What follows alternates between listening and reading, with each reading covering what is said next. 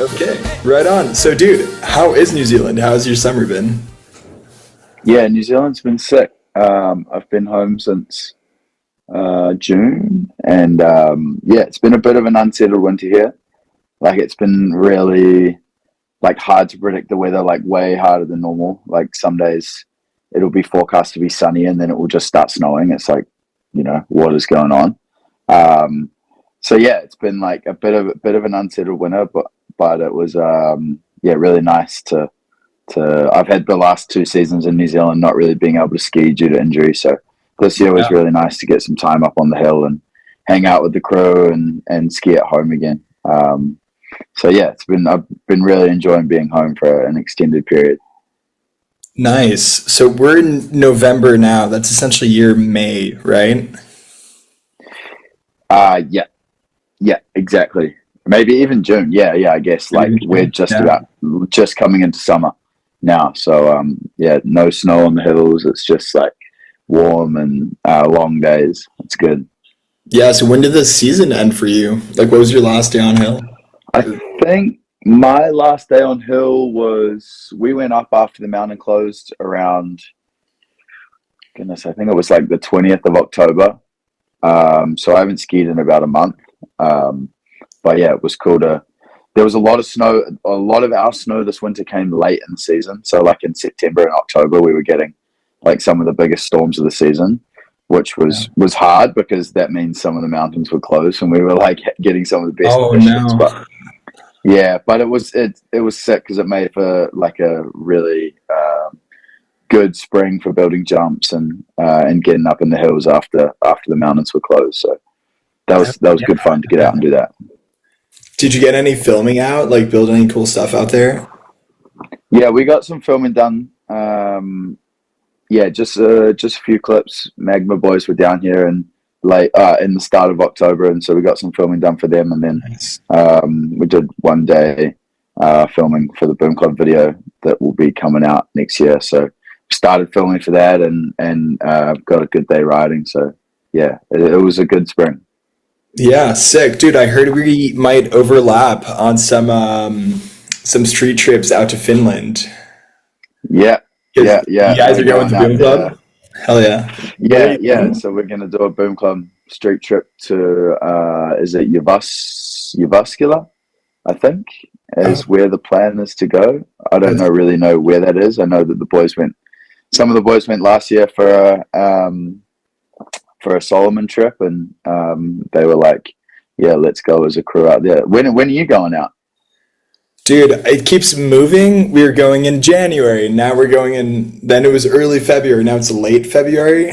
I have no Yeah, idea when a good time is to go. I just want to make sure there's snow.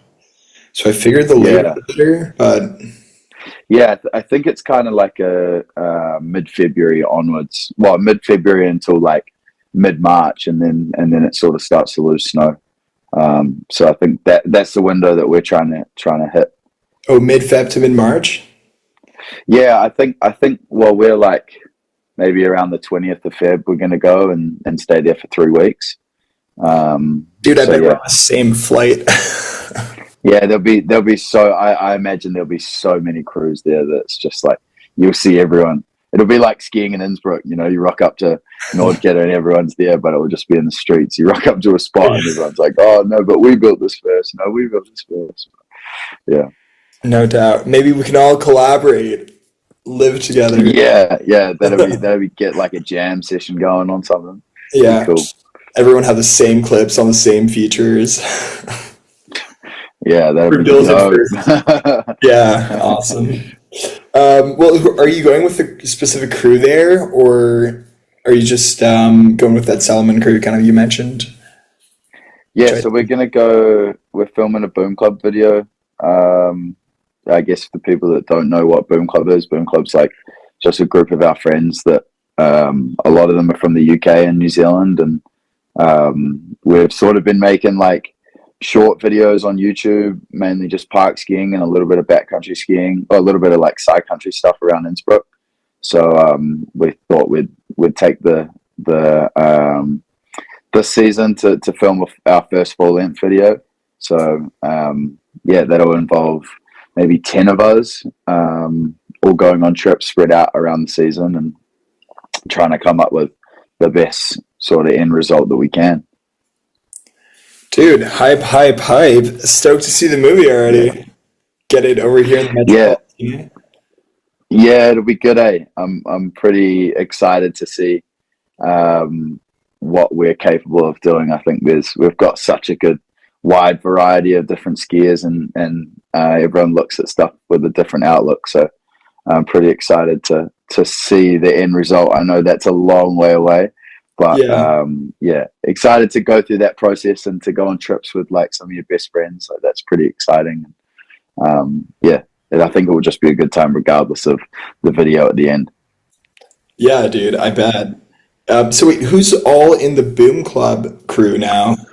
Oh goodness. Okay, Yeah. so the Boom Club is Tom Greenway, Mhm. Felix Klein, Dane Kirk, Gavin Rudy, uh, Ben Barclay, Chris McCormick, Billy Cockrell, Ryan Stevenson, myself. Um,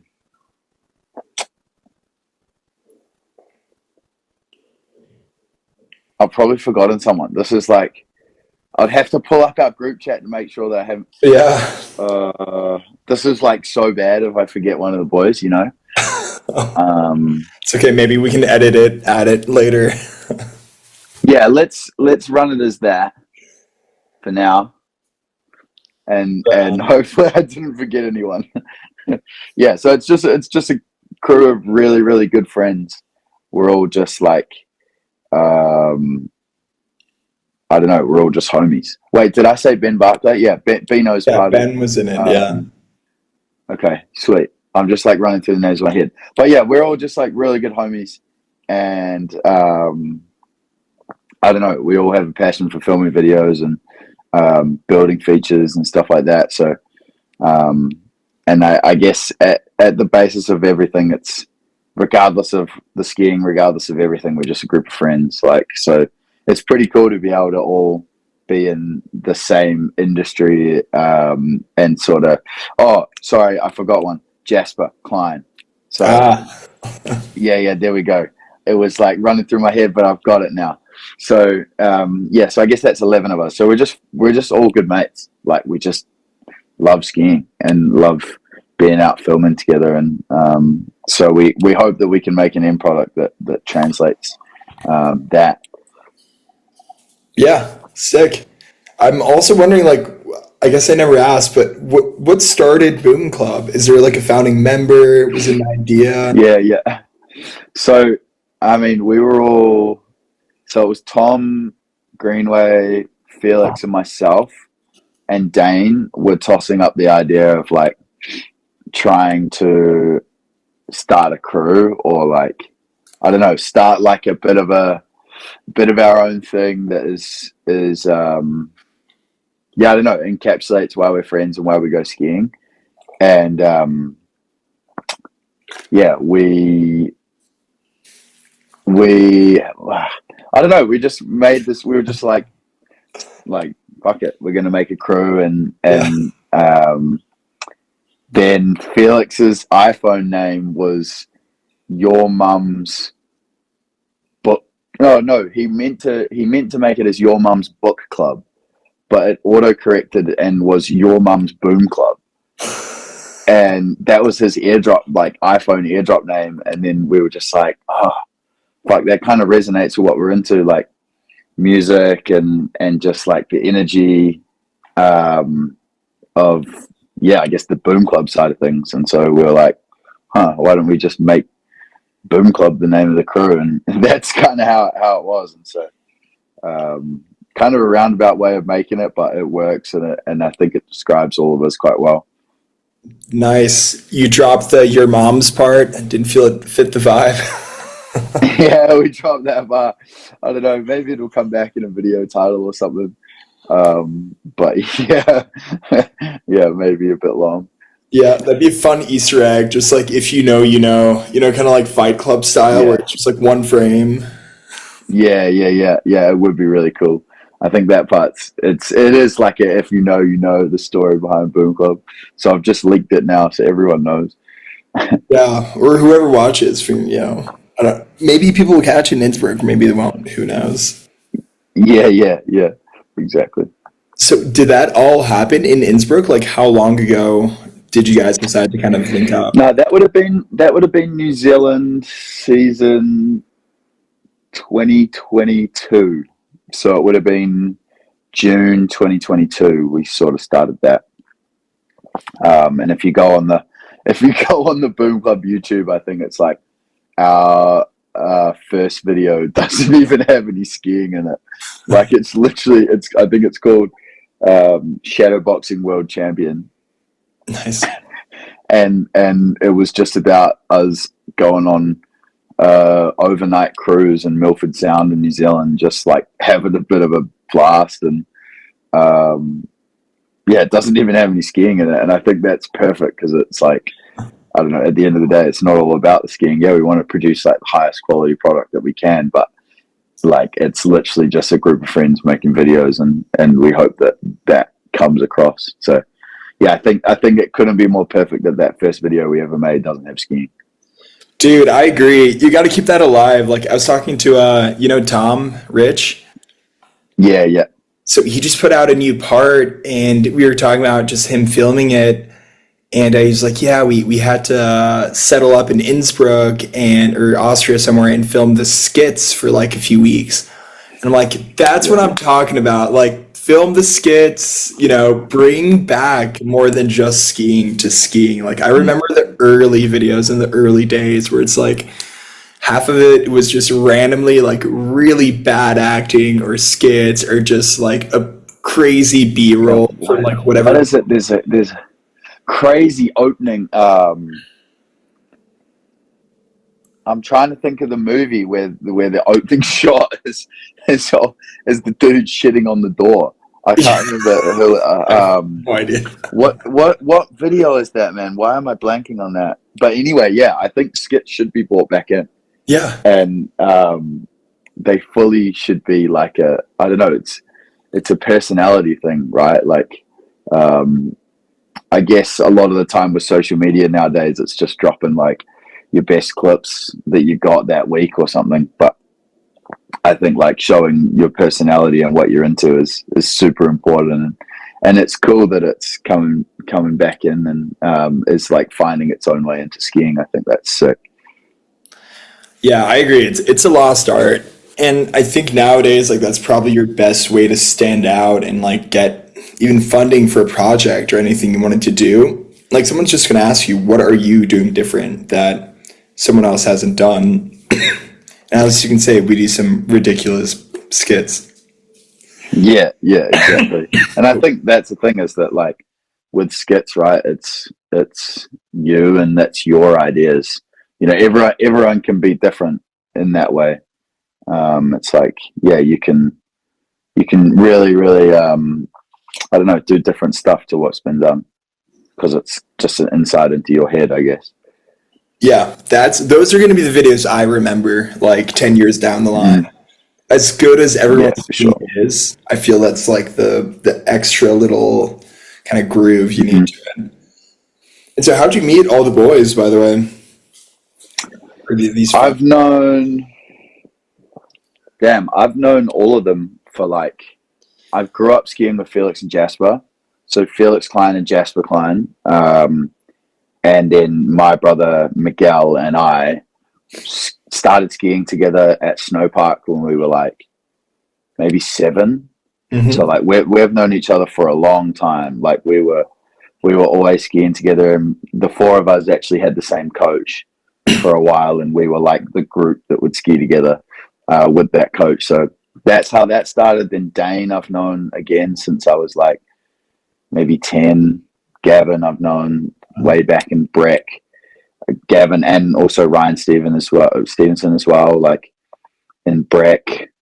Um, yeah, met Gavin up on Park Lane when I was like 12, and we were filming together, and then went and filmed for one of his videos, recordings of the sun, and yeah, that kind of grew from there, and Ben Barclay from New Zealand, like just ski with him all the time. He's one of my best mates. Like we go climbing together. We go on missions together. Like, I don't know. We're all actually just really, really, really close friends, like outside of skiing.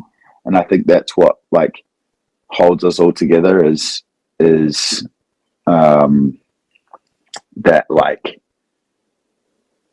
we're friends and we have stuff to talk about other than skiing. So when we're not skiing, like, I don't know, we're not really talking about skiing. We're just like a group of friends that just love being around each other. And I think hopefully that just shows in the videos. Yeah, bet. I feel it shows like in real life too. Yeah. We're just like a good group of mates. Yeah, I don't yeah. know. Love those boys. So, growing up in New Zealand, I mean, what is that like? You mentioned you're going skiing, I guess, from the age of 7. Hmm. Like, paint the picture of, you're with your boys, go skiing. Like, what's your off time looking like too? Yeah, so I grew up skiing. Yeah, grew up skiing in New Zealand. Started skiing when I was like 4.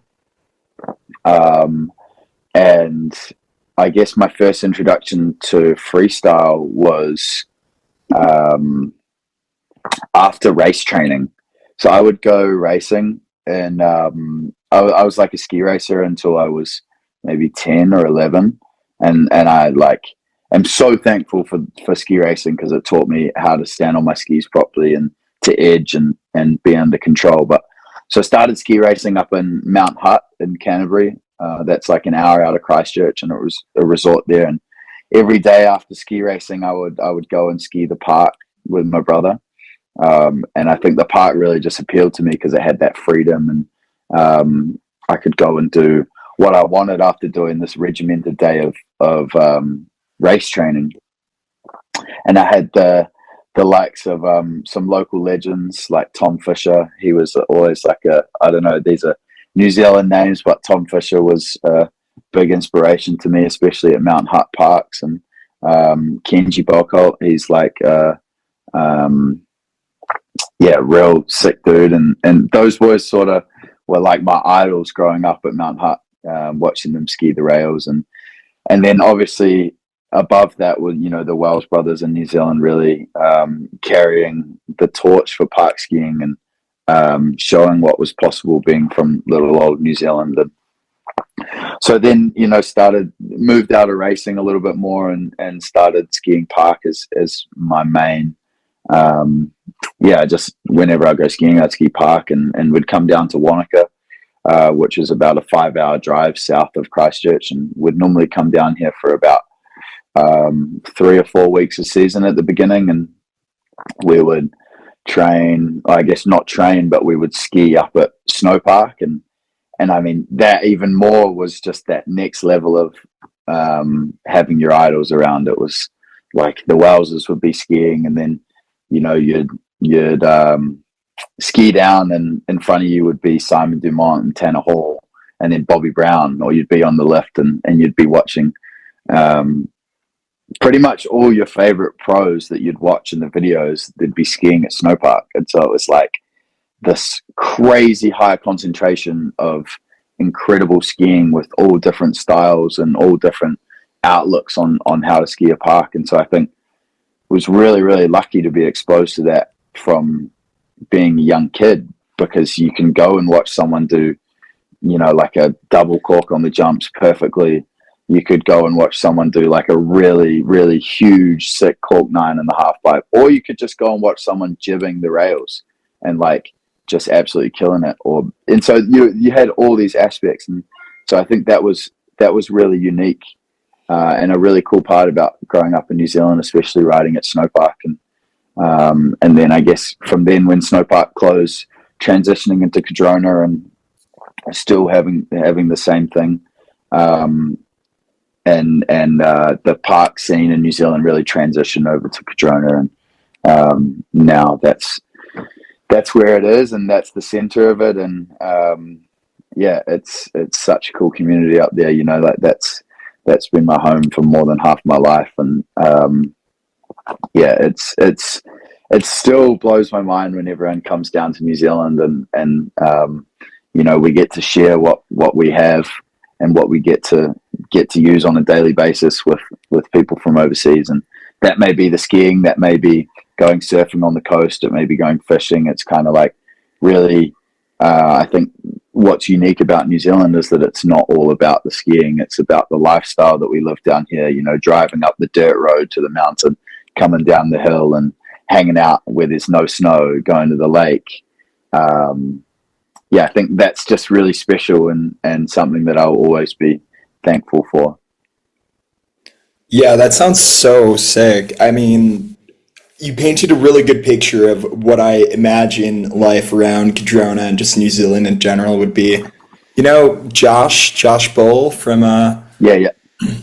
here, shout out Josh. Well, I lived with him, I think 2 years ago here in Innsbruck, and he was always just itching to get down there, and then finally figured out the visa to go this winter.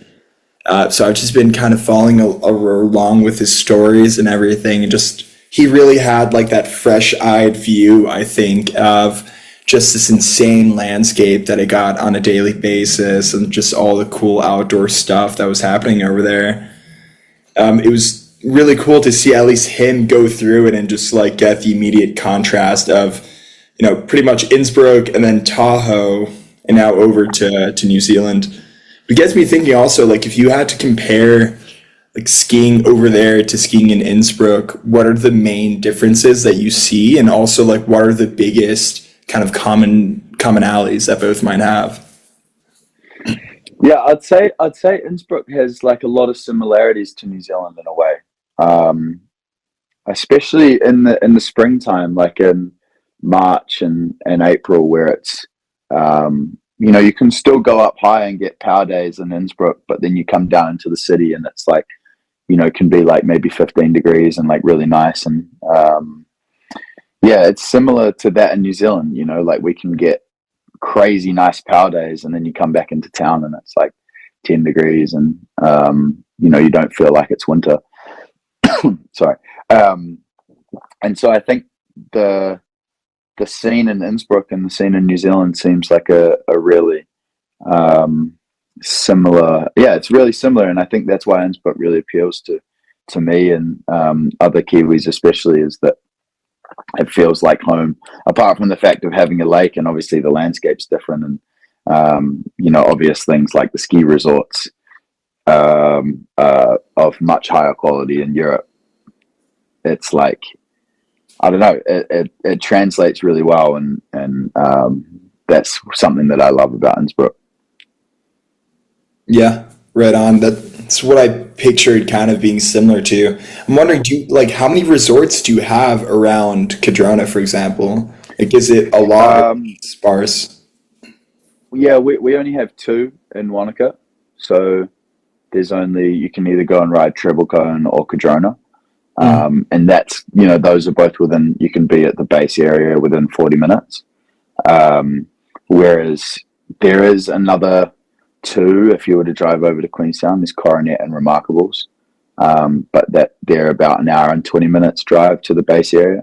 So I guess, yeah, depending on how far you're willing to drive, most of the time, most of the season, like Cadrona and Treble Cone will, I don't know, that's kind of all you need. That'll keep you occupied. The really good days where there's no fresh snow, but it's super nice wintry conditions, you'll go up to Cadrona and ride the jumps and the rails. And those days when there's a bunch of fresh snow, you'll go ride Treble Cone, which has some of the sickest free riding. Like, I don't know, it's like a combo of Axima, Schlick, and maybe Hopfugen, like all merged into one, but in like a quarter of the area, less than. There's only two lifts. So it's like really, really fun. Treble Cone's one of my favorite places to ski. It's just like such a, it's such a community up there that's full of history and with some world-class riding. So between Cadrona and Treble Cone around Wanaka, you have enough to keep you busy for the season. Right on. So, like, treble cone, natural hits, like boosting Yeah, around the resort kind of vibe, and then yeah, Cadrona, just like minted park, everyone's yeah. there. Hmm. Exactly. Yeah. Nice. Yeah, I feel like even when you have more resorts, like, how many are there within an hour of Innsbruck? Like, I don't know. I think it's like what the Tyrrell card is like 98 resorts and six Yeah, places or something. yeah, close to 100 or something. But I Yeah, don't know how it's many you crazy. hit in a season. I barely break 10, and I only need Yeah, three, really. Like, yeah. Exactly. Um, I don't know. I think you're spoiled for choice in Innsbruck. To be honest, sometimes you definitely get lost, and you're like, "Well, where do I go today? Where do I go?" You know. And I yeah, think you do end up going to the same five or six a lot of the time. But um, yeah, it'd be cool to actually go out and experience other stuff. I think that would be really dope, especially around the Innsbruck area. have you ever done that thing where you open Bergfex, which is, for people who don't know, the main weather app for Austria, and you just look at where the most snowfall is because you knew there was a storm coming in, and it's just this super random resort that you've never heard of that happens to be on the pass. So you Mm. go there thinking you're going to find a gold mine, and then you just show up, and it's like a 3 hour wait for this one dingy like chairlift. And then it turns out the Yeah, I snow haven't isn't done even the that. best there. It's happened to me more times than I can count, especially on weekends. Like, Yeah, yeah. We always normally just hit Hochfugen or Zillertal Valley on the good snow days. You can never really go wrong with those places. They're so sick. yeah, such a safe bet. Like, do you have a favorite spot around kind of the Tyrol area? You could Yeah, I only have think one my resort. if I could only have one, is that Okay, what I you guess said? both. Yeah, if you could only have one, and then maybe what your favorite is. I wonder if they differ. Damn, I don't know. That is so hard. Um, Yeah, I'm thinking about it too. I mean, you can't. I haven't really done much free riding there, but you can't really go wrong in Meyerhofen. That's what I was Like, thinking. Yeah, like I really only go there to ride Penkin, and that's the park for the people that don't know. Like, it's the perfect jumps. But like, I don't know. I'm such a sucker for Axima. Like, I love Axima. It's so sick. Like, yeah, I don't know. Axima is so good. Um, no, I dude. don't know. There's just yeah. What would yours be? I mean, I love Accent. I think it has a like people don't go often enough. The rails are always really fun. You know, they're pretty mellow, Mm. good rail line, and then the free riding's awesome, right? Like you can hike left or right of the resort and just get insane lines that no one's on for some reason. Yeah, that's. I mean, I never really ride the park at Axima. Like, it's always, I don't know. I always just ride the side hits, and Yeah. yeah, I think there's so much there to keep you entertained for so long, and there's lots of good jump spots to build as well. Like, Yep. I think there's a lot of potential there. I think if I could only have one, I'd have to go Meyerhofen as well, just because Yeah, again, Pecken Park, like that scratches the itch just fine. They have snow bombing festival, like a good like opera ski kind of culture there, mm. and have tried free riding there a few times, and it's. Have you ever taken that big lift up from the top of the park? No, Or I haven't. No, I you haven't. haven't Yeah, really? It's I fun. just know. I don't know. I just like my Hoffman is so big, and I just It's haven't so had the time to go and I just haven't really had the time to go and explore the rest of the mountain. But I know that there is stuff there, and it's sort of like that valley, like the Zillertal Valley, is so has such good terrain, especially on that side of the mountain, like on that side of the valley, and um, yeah, I mean, just the park standard there is pretty impressive. The only thing is that it's an hour drive, so it's like, okay, maybe that's the one downside. I'd say the other downside is it closed at like 3, right? Or even earlier for the Yeah, jump yeah, sometimes. yeah, yeah, yeah. Get That's up the there only time early. I took the big lift, to be fair. It's the park was closing, so, and it was like getting in the shade. So it was like, oh, I could get some Yeah, fresh air up there. yeah, yeah, yeah. So yeah, Oh, I'd sick. say if I could only have one, Marihofen. And then my favorite park, I got to give it up to Kofel. I mean, that's just, Really? yeah, I could go Triple there every Central. day. Yeah. Yeah. Hell yeah. The vibes are just all time. It's always sunny. Like from my apartment, I see Nordkette and Kofel, which I guess for people who don't know, those are the two ski resorts directly above Innsbruck. Like one's on the north side of the valley and the other's on the south side, and then the city's in the valley. And the south side one is always super sunny, lit vibes, and it's just like it's a gym. You just go like reps on this like three feature line of tubes or pretty mellow rails. And it's just so fun. And more importantly, That's good, everyone's eh? chilling there, ripping beers all day, like, Yeah. We're always, well, I don't know, whenever we end up at Patch Couple, it's either because the conditions are bad or conditions are bad elsewhere, or we're like, can't be bothered going skiing. And then one of the boys goes, should we go up to Patch Couple? And it's like 3 o'clock in the afternoon. So yeah, like 2:30. But you can like chill all morning and have like a sleep in and stuff. And then if you want, you can go ride at like 2 o'clock and still get like 30 laps in, just gymming. exactly. And that's like, yeah, that's definitely what I love Patch Couple for, is that it's kind of like just going to the skate park and skating like a flat ledge or something. Like it's simple but keeps you entertained and sort of like scratches that itch on the day if you're feeling it. Yeah, I feel that's really important clarification to put out there. You don't go to Kofel like first chair. You go at like No, 1 p.m. earliest. yeah, yeah. It is good fun. Yeah. Yeah, So how'd you end up moving to Innsbruck from New Zealand? Like how did that, I guess you didn't really move here, but yeah. No, I just spent a lot of time here in States. the past couple of years, really.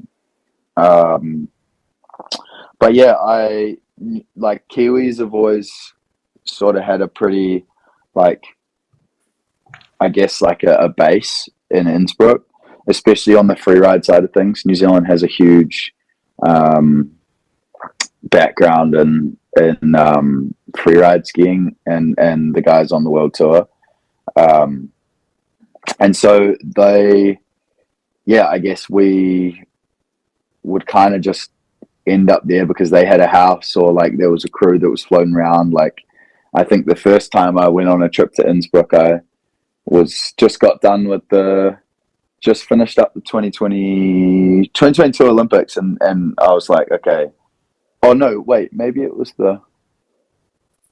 no, sorry, it was it was 2022 Olympics, and I was like, sweet, I just want to go and ski and not think about competing or anything, because that's sort of been my life for the past like 2 years prior to the Olympics. And then we rented a house with like 5 or 6. I just rented a house with 5 or 6 of the boys, and up at what's at the base of Nordkette. What's that Base of zone called again? Nordkette. The little municipality up there. Anyway, Hoting? rented. No. No. No, we rented a house up there, like 2-minute walk from the base in Nordkette, and we just had like 5-6 days of skiing and partying, and it was, I don't know, it was so sick, and we had such a good time. And then I don't know, those vibes just stuck in my head, and then the next season, then 2 weeks after that trip, I ended up blowing my ACL, and so that led me to have the next season off of competing, and so I ended up in Innsbruck filming for my video part, Funk RX, that we filmed that year, and had a sick time with a really good crew. And I don't know, every time I've been there, I just have a good time. Like I really like the balance between the skiing and the activities that you do outside of skiing, whether that's climbing or I don't know, going to Montagu for a beer and a pizza at night, or I don't know, just anything, like cruising around the city, browsing thrift stores, or I just really like the balance that you have between normal life and the ski life. It's not just all one or the other, and that I think just keeps me coming back. And obviously, because the skiing is so good that it's kind of hard to go anywhere else. But I always try and do like a month in Innsbruck every season, because it is so good. Yeah, I agree with that logic as well. I think that's what kept me here. Like you came from, it feels like more ski world into Innsbruck. I came from New York City, which was like opposite. Hmm. I was trying to like make do with Salt Lake to see if that could work, and it just really didn't stick with me. Like the vibes just weren't there for, city life, like you mentioned, like thrifting or going to a party or just having beers with folks. It's just like the culture is not really there in Utah, which like Salt Lake kind of feels like the Innsbruck of the US if I had to pick one, as far as like I can tell from my experience with ski culture there. But yeah, coming here, like you mentioned, it's just you're in an actual city and you get all the city stuff, like a lot more like cultural kind of experiences than you'd expect. Like the melting pot of people is also pretty real here. It's a lot of Germans, but I think they count as foreigners because technically it is Austria. Yeah. But then like a lot of folks like you and me who are just like not from here at all. I don't know about your German. Hmm. Mine is like shaky at best. So, Mine's terrible. I don't know any, like, I could order dinner or something like that. Like, I don't know. It's cool that I really like the language side of it, but yeah, my German is terrible. yeah, so same boat. So it's cool that you can like be here and kind of you're still in Austria, like you definitely feel the Austrian energy while you're here, but you can also kind of get away with, not being Austrian and building a life here just fine because it's so focused around ski community at the end of the day anyway. Like everyone's trying to do outdoor stuff or biking community in the summer, which is Yeah. as well. So yeah, I've been stoked on that too. And then how do you stay in Innsbruck? Like, do you just like rent a house here for a few weeks, or how does that all work out? Because it's so hard to find housing here. I've tried to help so many homies. Yeah, we that for me is always the biggest struggle. I mean, at the most of the time, I'll just end up staying at the Boom Club house, the council estate, which is a house out in Kranabitten. So it's like maybe I don't know, it's 10-minute drive out of town, Okay. but it's like a really nice um, block that has two apartments stacked on top of each other. And for the past like 3 or 4 years, ever since I've been going to Innsbruck, it's been like Kiwis upstairs and Kiwis downstairs. So it's like kind of like the Kiwi council estate in a way, but it's always a good time when we stay there. And the boys very, very kindly share their space with any Kiwi that rolls into town. Um, as long as you cook dinner and clean and stay tidy and that sort of stuff. But yeah, I don't know. We we definitely run it pretty loose when we're in Innsbruck. Like, there's the bottom apartment that currently Felix and Dane rent for the summer and for the winter as well. There's a 2 bedroom place down there, and at one point last year we had 10 people staying in that 2 bedroom place, like ten Kiwis or 10 Boom Club people. That I don't know. It was like two people in single beds. There's two single beds, and there was two people in each single bed, and then there was two people on a double bed, and then there was one person on the floor, and then two people on the couch, and then Gavin was sleeping out in the garden shed. Oh, But right. like, I don't know, In we the run it winter. super loose. Yeah, yeah, he was just in his, yeah, I don't know, he was like in the ski shed, like, so yeah, we run a pretty loose operation, but I think that's what sort of keeps us going, is that we're not like doing it. I don't know. We're just doing it for the sake of doing it, and yeah, all sort of roughing it and creating this like really cool community vibe. And yeah, it can get testing at times living in such close quarters with people, and Yeah. um, but I think everyone's patient with each other and um, can what do you call it? I guess keep everyone up to a certain standard. You know, we're all good enough friends that you can call someone out or they can call you out, and yeah, maybe a little bit heated for a second, but then it sort of settles back down. But yeah, other than that, like just getting lucky with hitting up Airbnb hosts and asking them to give us a discount because of an extended stay or something like that. Yeah. But that's always a nightmare and is expensive. And so, I don't know, accommodation is so hard. Like, I'm trying to sort that out right now. And yeah, it's just so difficult. Yeah. I agree. It's nuts. My first winter here was not like, I guess the 3 winters ago. This one, last one, and the one before. And I got an Airbnb for like, I think it was 2,000 something euros a month, which sucked, right? Like that's Yeah. for Innsbruck way overcharged. I was like, it's Yeah. fine. It's somewhere to live. It's not crazy. Like I was coming from New York, so it wasn't like insanely like out of perception. And it was a 2 bedroom, so like we could host friends and everything, and that worked out real nice. And it was right above Due Sicilia, so like next to Montague, which Mhm. was really nice. And then second year, I come back. Turns out that place has lost their Airbnb license. There's this new Airbnb policing unit that's part of the city government that just cracks down on illegal Airbnbs, which New York had the same thing. And because it's Austrian government, they're like super strict about like all this tourism stuff and really keeping people in line with paperwork and all that stuff that you have to get done. So that kind of just completely nuked the supply of Airbnbs as of last winter in Innsbruck. So the same type of place, if I could find one anywhere near the center of the city, was now like 4K a month.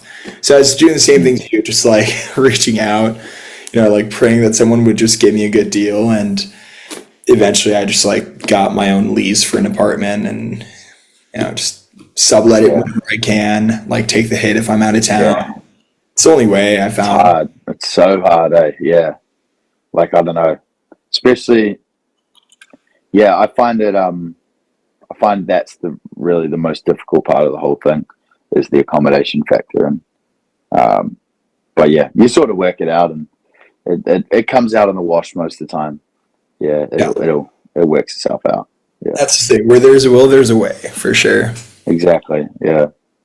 So, how does coming to Innsbruck kind of fit in with your ski schedule? Like, what does a season look like for you, especially like kind of mixing skiing down under and then up here and riding comps and all that?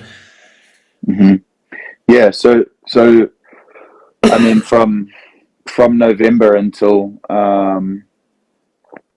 yeah, I guess November until March, I'm normally riding comps, and so around March, I'll head over to Innsbruck, and that's sort of my like end of the season and where I can start focusing on filming side of things and sort of winding down from the comp side. Um, but yeah, I guess yeah, the past few years have been like pretty hectic with the comp side of things, and so I normally end up spending less time in Innsbruck than I'd like, but I actually made the decision to step away from competing in August this year. So I'm no longer competing in World Cups and yeah, as well as X Games, and this is just in the half pipe side of things. I just kind of got over yeah, half pipe competing. I found that I don't know. I just my head wasn't really in the competing side of things in half pipe. It was more. Um, I mean, I still love skiing half pipe, and I still love skiing at a high level. I just didn't want to be told when to do it, and in shitty conditions. Like, I just don't want to do that. And um, I think that shows in this video project that I've yeah, just released or about to release is that I just like half pipe skiing for what it is, and I don't necessarily need to get these results or yeah, I don't know, to get the results to give me the satisfaction that I want in a half pipe anymore. Um, and so yeah, I think now I will be probably spending a little bit less time in Innsbruck because they don't have a half pipe there. So maybe yeah, some more time in Larks and other areas, and in Europe that have a pipe, but then also the other style of riding, because I don't know, like I think a lot of people think when you say that you stop competing, they think that you're retired and that your level of skiing is gonna go down because you're not maybe at the top anymore. But in saying that, it's like I'm totally the opposite. Like I want my level of skiing to go up, and even in the half pipe side of things, like I just want to do it at my own pace and when I want to.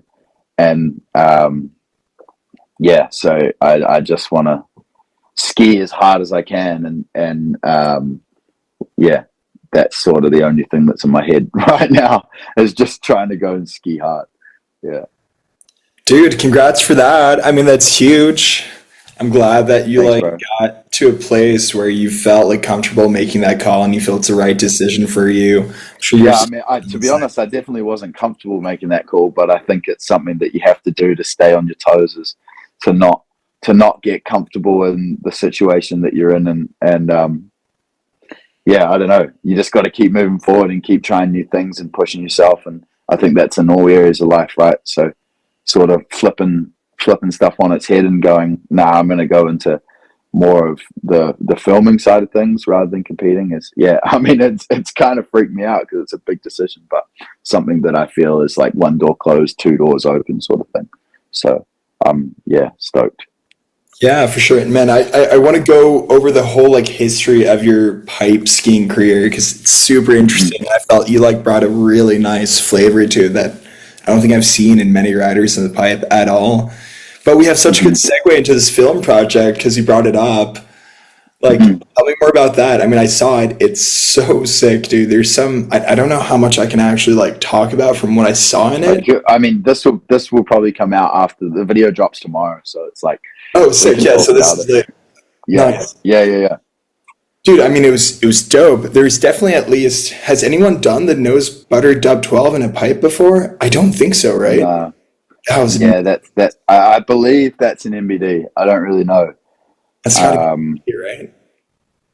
I what's just, that? that's got to be NBD. I can't imagine like anyone Yeah, doing that. Like, who would?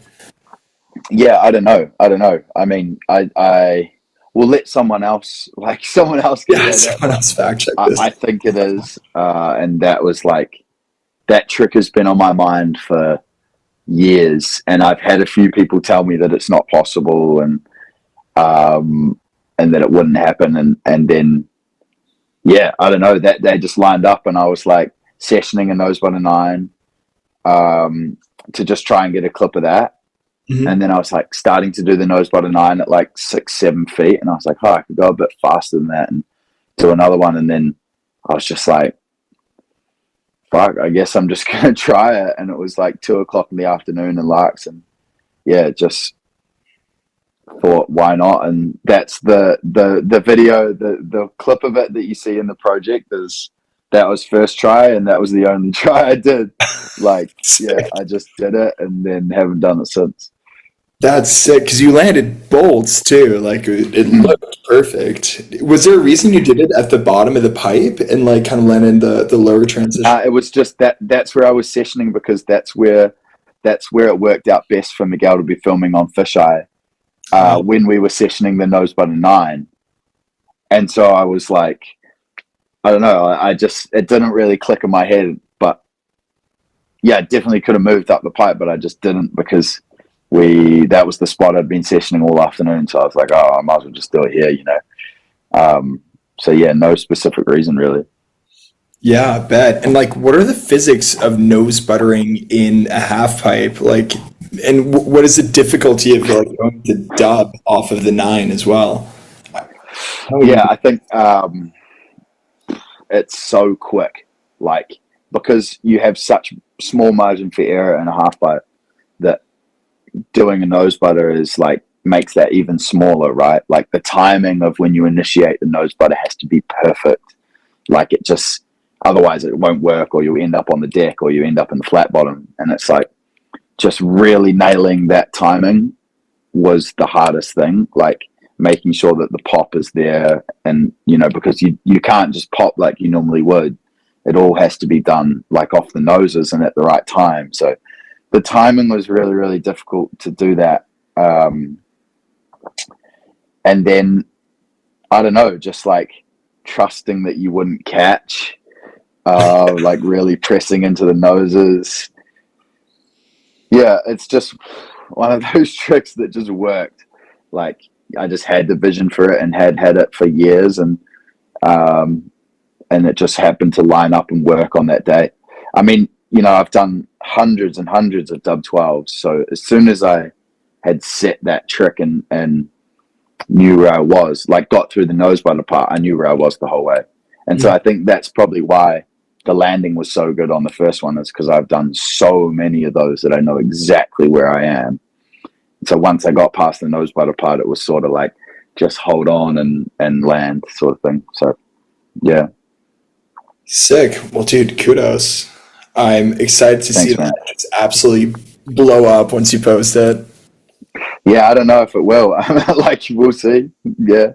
I If it mean, ends up that on was such a, Instagram, yeah, it'll end up on Instagram. I kind of want to leave it a little bit, a little bit. like, I don't know, the core side of me is like, don't put that on Instagram, like keep the video parts alive, keep that stuff still trucking. But yeah, I don't know. That was such a cool video to film. Just my brother and I, like Miguel obviously had a half pipe career himself, and yeah, we got to share that competing side of things, and then to be able to work with him on the filming side of things, and he filmed and edited and did all the animating for that video, and so yeah, it was such a cool process to go on a trip with him and have him behind the lens, and we could really talk about how we wanted the video to look, or he knows my skiing better than anyone else, so he would come up with trick ideas, and going on a trip to Japan with him and larks and being at nines, it was just like, I don't know, we just had this, like, obviously that brother bond that you can't really get anywhere else, and especially to have the chance to film a piece like that I see.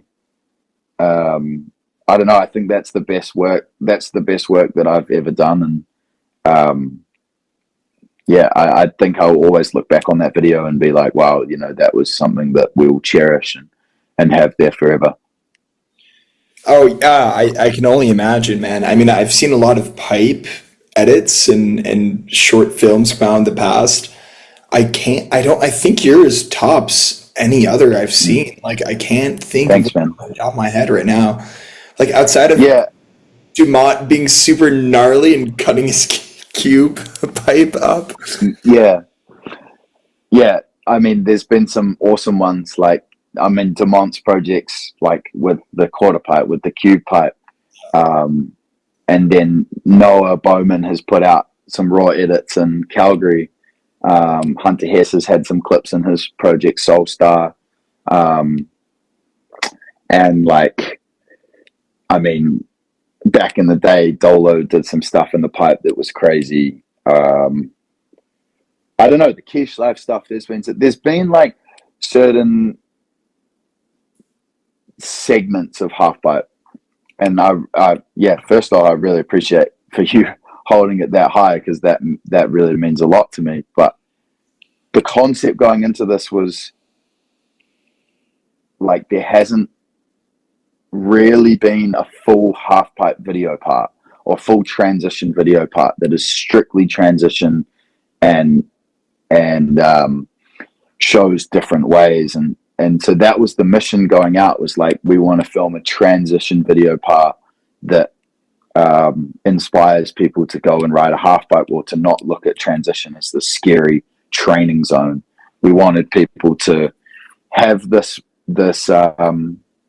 product being the video part, being step one, to go and draw inspiration from, to ride transition or half pipe in their own ways. And so that's why when you watch the video, there's a lot of just chill skiing that's maybe just like a carve, or like just like a nice looking straight air. And then there's, like the 18 and the nose butter dub 12 and the switch tail butter. So, and then there's also like these little mini pipelines. And so there's like 3 different styles of skiing transition that we really wanted to showcase in order to help inspire people to form their own ideas on how to ride transition or how to ride a half pipe, and in turn, hopefully that leading to more people riding pipe, and then more half pipes.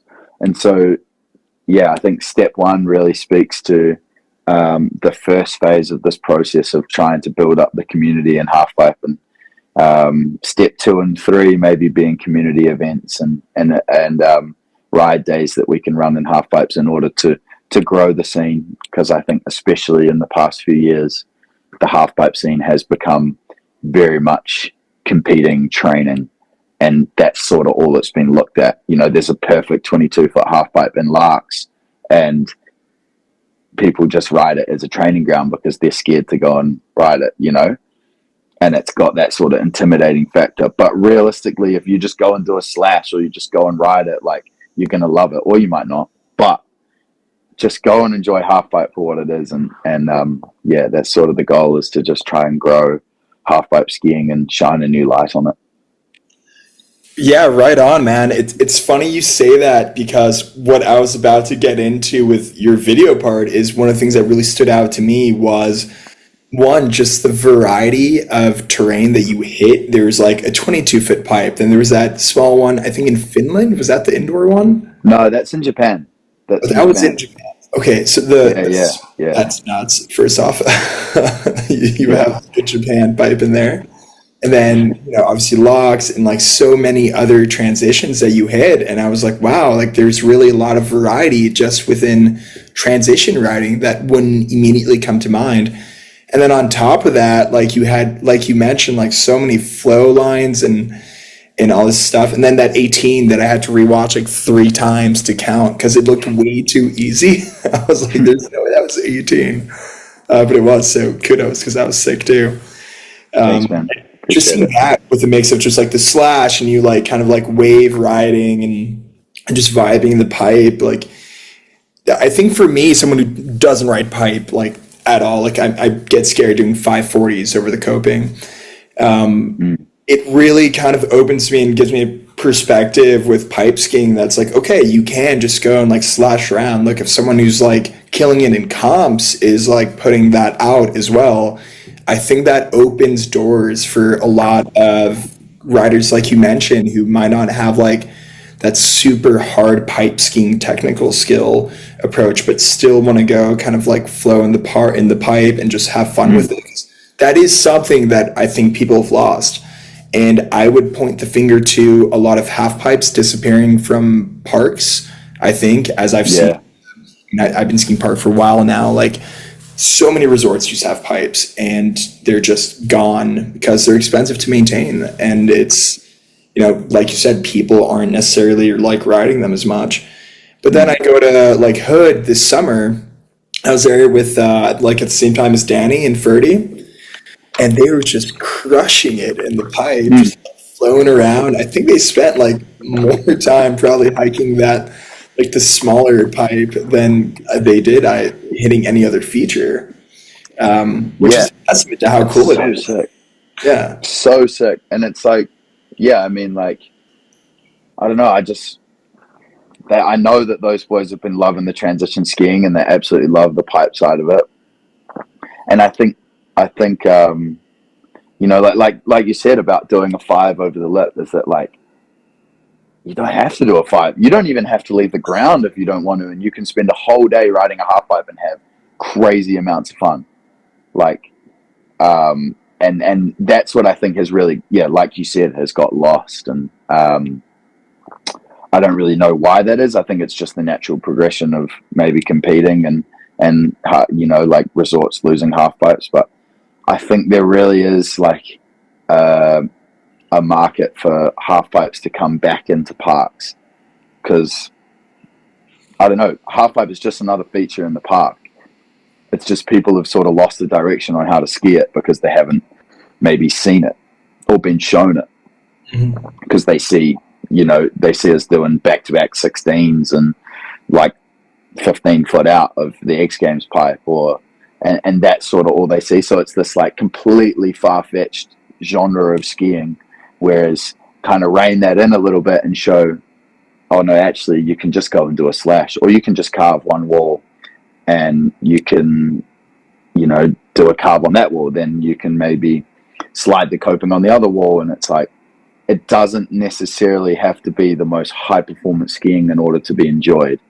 And so, yeah, I hope that we will see a resurgence in transition skiing in the next wee while, because I think it's super needed. Nice. I like your mindset on it. Do you know if that's something that you share with other like pipe comp skiers or kind of the pipe scene in general? Yeah, for sure. I definitely share that with a lot of people in the half pipe. I think it's hard, because you can't, like, I guess that was my mission of this last season, doing that carve back stuff that I was doing in the pipe, was to like try and showcase some of that, but still in a competition environment. So it's like, yeah, I don't know. I think they do really share that idea, but it's the competition format doesn't allow for that to have its own place.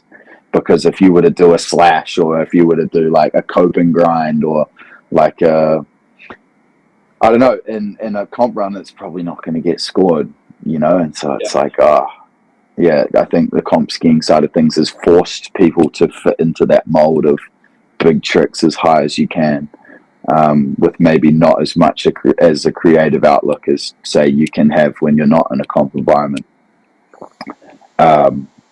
So yeah, I think, like, I watch all my friends in the half pipe world riding a pipe and just ripping, not doing big tricks, and it's so sick to watch.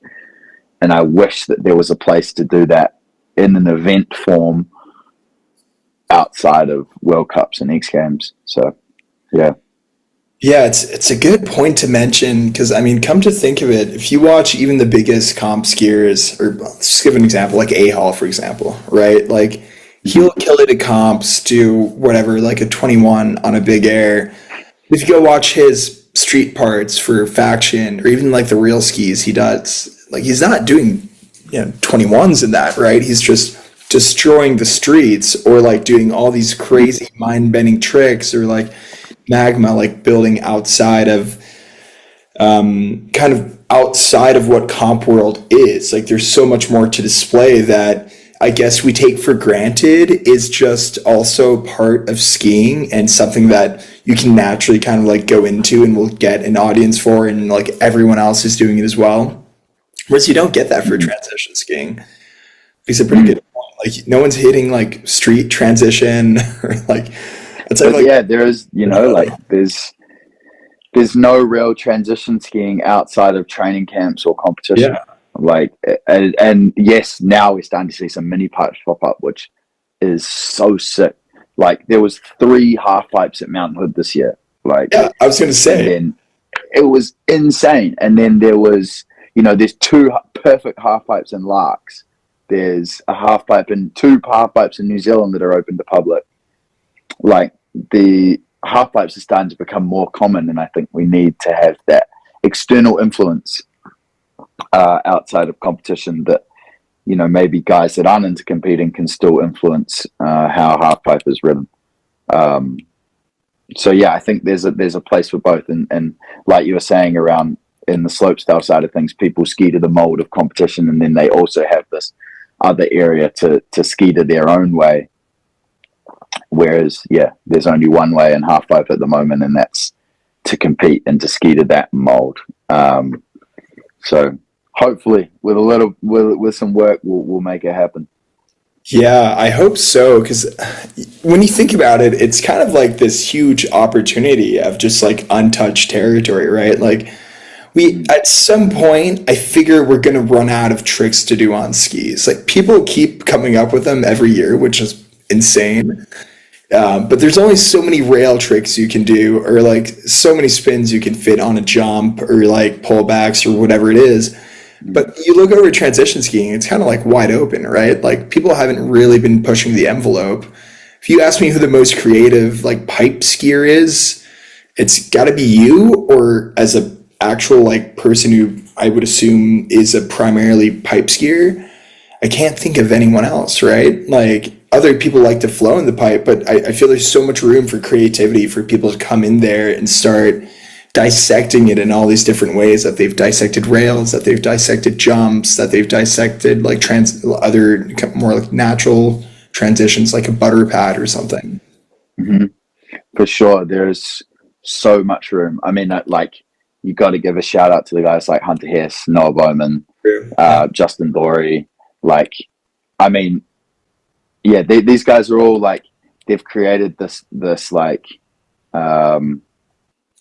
that more expressive side of half pipe skiing, and I think, yeah, I do think there's heaps of room, so much room to grow on creativity in half pipe skiing.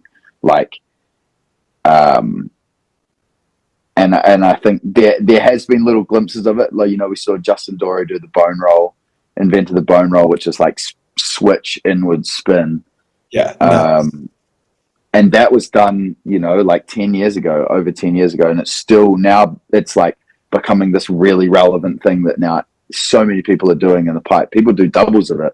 Like, did a kid do a dub? And that Ben Fethke has done double of it. Aaron Derlester has done a double. I think it's called the bone scare. And so we're seeing little glimpses of it, like Hunter doing the inward, like the McTwist, Misty sort of thing.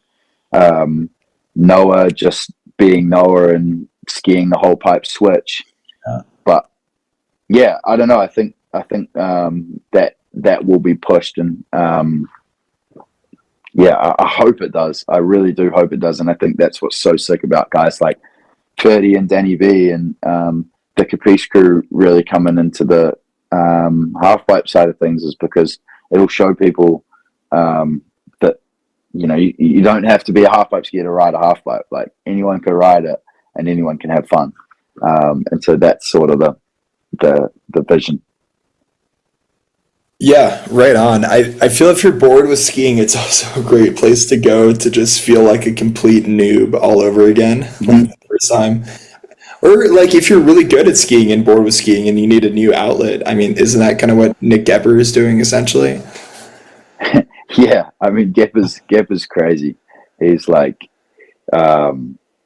goodness, so much respect for him, because like half pipers, to do it at the level that he is, it does take a level of mastery that takes a long time, and he's just nailed it. He's going to be one to watch over the next couple of years, and I think it's, I mean, good for him. Like, it's crazy. He's going to really come out swinging. With a guy like as much experience as he has competing, and especially in the slopestyle side of things, and damn, he's going to come into a pipe in the next couple of years, and I think he's going to really shift some stuff up, especially these next 2 seasons. Yeah, that's something I wanted to ask. Like, how much of a threat is he in pipe world, and like, how do you define that threat? Like, what are the specific elements where you're like, oh, he's got that, like, he's going to be on top? Yeah, I mean, like, oh, it's exciting. It's really exciting. It gets me excited. I mean, he's such a hard worker and has that insane driven mindset. And so you see him at the training camps and he's just working hard. And that's really cool to see. But he's a threat. He's a proper threat. I wouldn't be surprised if, I think in this case, the US team has 4 spots. And I don't know, I've kind of got money on him to be taking one of those 4 spots. And I think there's about 6 pros, like 6 top guys from the US. So I think we'll see him push one of those top US guys out of the Olympic spot at the end. And maybe he'll go even further and, I don't know, get some podiums at some big events. He will get some podiums at some big events. So that's what But yeah. I know he wants to win. He wants to win. He's a driven dude, and can see that fire in him, and it's there. So it's pretty crazy. Yeah, it's so sick to see. I mean, I don't know how many times he ended up 4th last season, but I doubt he's going to let that happen again. Yeah, he's right there. And then to see also someone get people forget, like, Gepper has 3 Olympic medals, which is nuts. Yeah, Like, no yeah, one else can claim that. I don't, I feel a lot of it's commentators. crazy. He's been at the pinnacle of a sport. No, not saying that the Olympics is the pinnacle of the sport, but it's one of those pinnacle events that happens at a certain period of time, um, and 12 years in total he's been on the podium at an event, which is insane. Like, yeah, wow, hats off to him. Like, that's incredible. Yeah, how sick would it be to just see him go 16 and just throw in half Mm. pipe into the mix and even get a medal? That would be just hilarious. I I'd be wouldn't so I stoked for him. wouldn't yeah, I wouldn't put it past him, to be honest. Yeah. Yeah. Um, Dude, I want to rewind. Tell me how you got into pipe skiing first, because I'd love to hear Mm. just about your journey. I mean, it's something we don't hear a lot of, like a pipe skier. How do you end up in there, and then what does that career look like in pipe skiing, be it through competition, injury, the field, like the evolution of the sport, even that we've kind of touched on. And also, like, I would love to just hear about how you mixed in the rest of your skiing with your pipe career, because you're also like really, really good at all skiing, which I've skied with some Mm. other pipe skiers. Thanks. I cannot say that about everyone. And I also Googled you on, Thank you. I found your Wikipedia page and says you're the youngest person to ever do a triple 14, which at some point, and it's Yeah, like, that was some media thing that got blown out of proportion in New Zealand, and then yeah, I don't know. That's not one of my proudest moments, to be honest. I kind of yeah, but yeah, I don't know. But I guess how I got into skiing was half pipe skiing. We had like a really shitty hand dug half pipe at Mount Hutt, my resort that I skied from the age of 4 until 8. And so I would, after, like I was saying before, after race training, I'd sometimes go and ski in that thing and try and, I don't know, just ski down it and go from wall to wall. And then came down into the Wanaka region, and they had the snowpark halfpipe, and then also the Cadrona halfpipe. And so um, I would ski in those, and when I would ski with my coach from the age of 9 until 13 or 14, I was skiing both. So I would ski some half pipe on some days, and I would ski some slope on the other days. And um, yeah, then in New Zealand, there's this. It's like kind of like USA Nationals in the US. It's like a national. It's the Nationals, but the most respected title in that everyone's chasing for is the overall title. And so for the overall title, you have to compete in freeride, slope style, half pipe, and ski across. So it's like, I don't know, it's these 4 disciplines. So it's like, but at the end of the day, you can kind of see that in my riding these days. It's like I feel, like I have this base of freeride skiing from doing the junior nationals. I have the base of half pipe skiing. I have the base of slope style skiing, and I have that racing base as well. And I think that really is because of the junior nationals, which is so funny because yeah, I don't know. And then yeah, just started competing in half pipe and through that event, and then yeah, until I was 13, 14, I was traveling doing the rev tours in half pipe and in slope style, and that in the yeah, US. kind of. Yeah. The Rev Tours. I think it's called the Futures Tour now, or maybe it's still called the Rev. I don't know. It's like the one below World Cup. And so I was doing that pathway, and then yeah, that was until I was maybe later. That was until I was about 15, and Okay. then I had the opportunity to do a World Cup in half pipe because there wasn't enough spots in slopestyle for me, being from like New Zealand, to get a slopestyle World Cup start. And so I started doing half pipe World Cups, and then from there went and hit the qualification standard for the Olympics. And so I was like kind of just in the half pipe. That was just like, all right, sweet, I'm going to push for the next year and a half to go in the half pipe. And Nice. that's when it switched to just be full pipe riding. And I'm kind of thankful for that, to be honest. Like I'm thankful for that I didn't try to like do both, because it really kept the slope style skiing like pure just fun for me. Like it wasn't like every time I went out skiing I had to train something.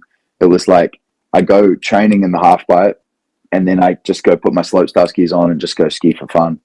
And don't have to think about, spinning left or right or like trying to do this and that. Of course I was trying to get better, but not really worrying about it too much. And they kept it really fresh for me. And then, went through the Olympic qualification and went to the Olympics. And then that's when I got my first like big event podium and got third at the 2018 Olympics as a 16-year-old. And I was like, oh my goodness, this is crazy. And so that's, that was the half pipe career started, and haven't really looked back since.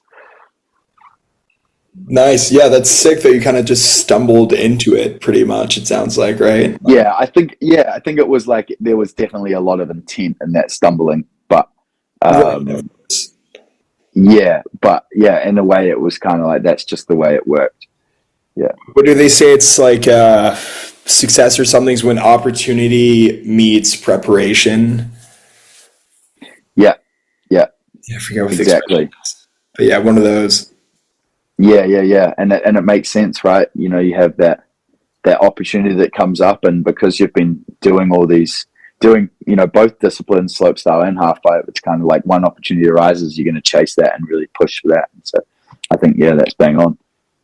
I think I heard a Hunter Hess podcast at some point as well, where he had mentioned a similar thing. He was like doing slope style, and I think his phrasing was just like it was too hard to do well. So he's like, I'm just gonna go do pipe, like Yeah. less of a field because it's scarier.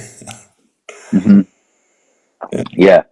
I mean, we used to compete against each other in rev tours, like on slopestyle, Yeah. which was really cool. And then we both transitioned into the half pipe side of things. So it's been really sick. Hunter and I have been on a very similar journey and similar path.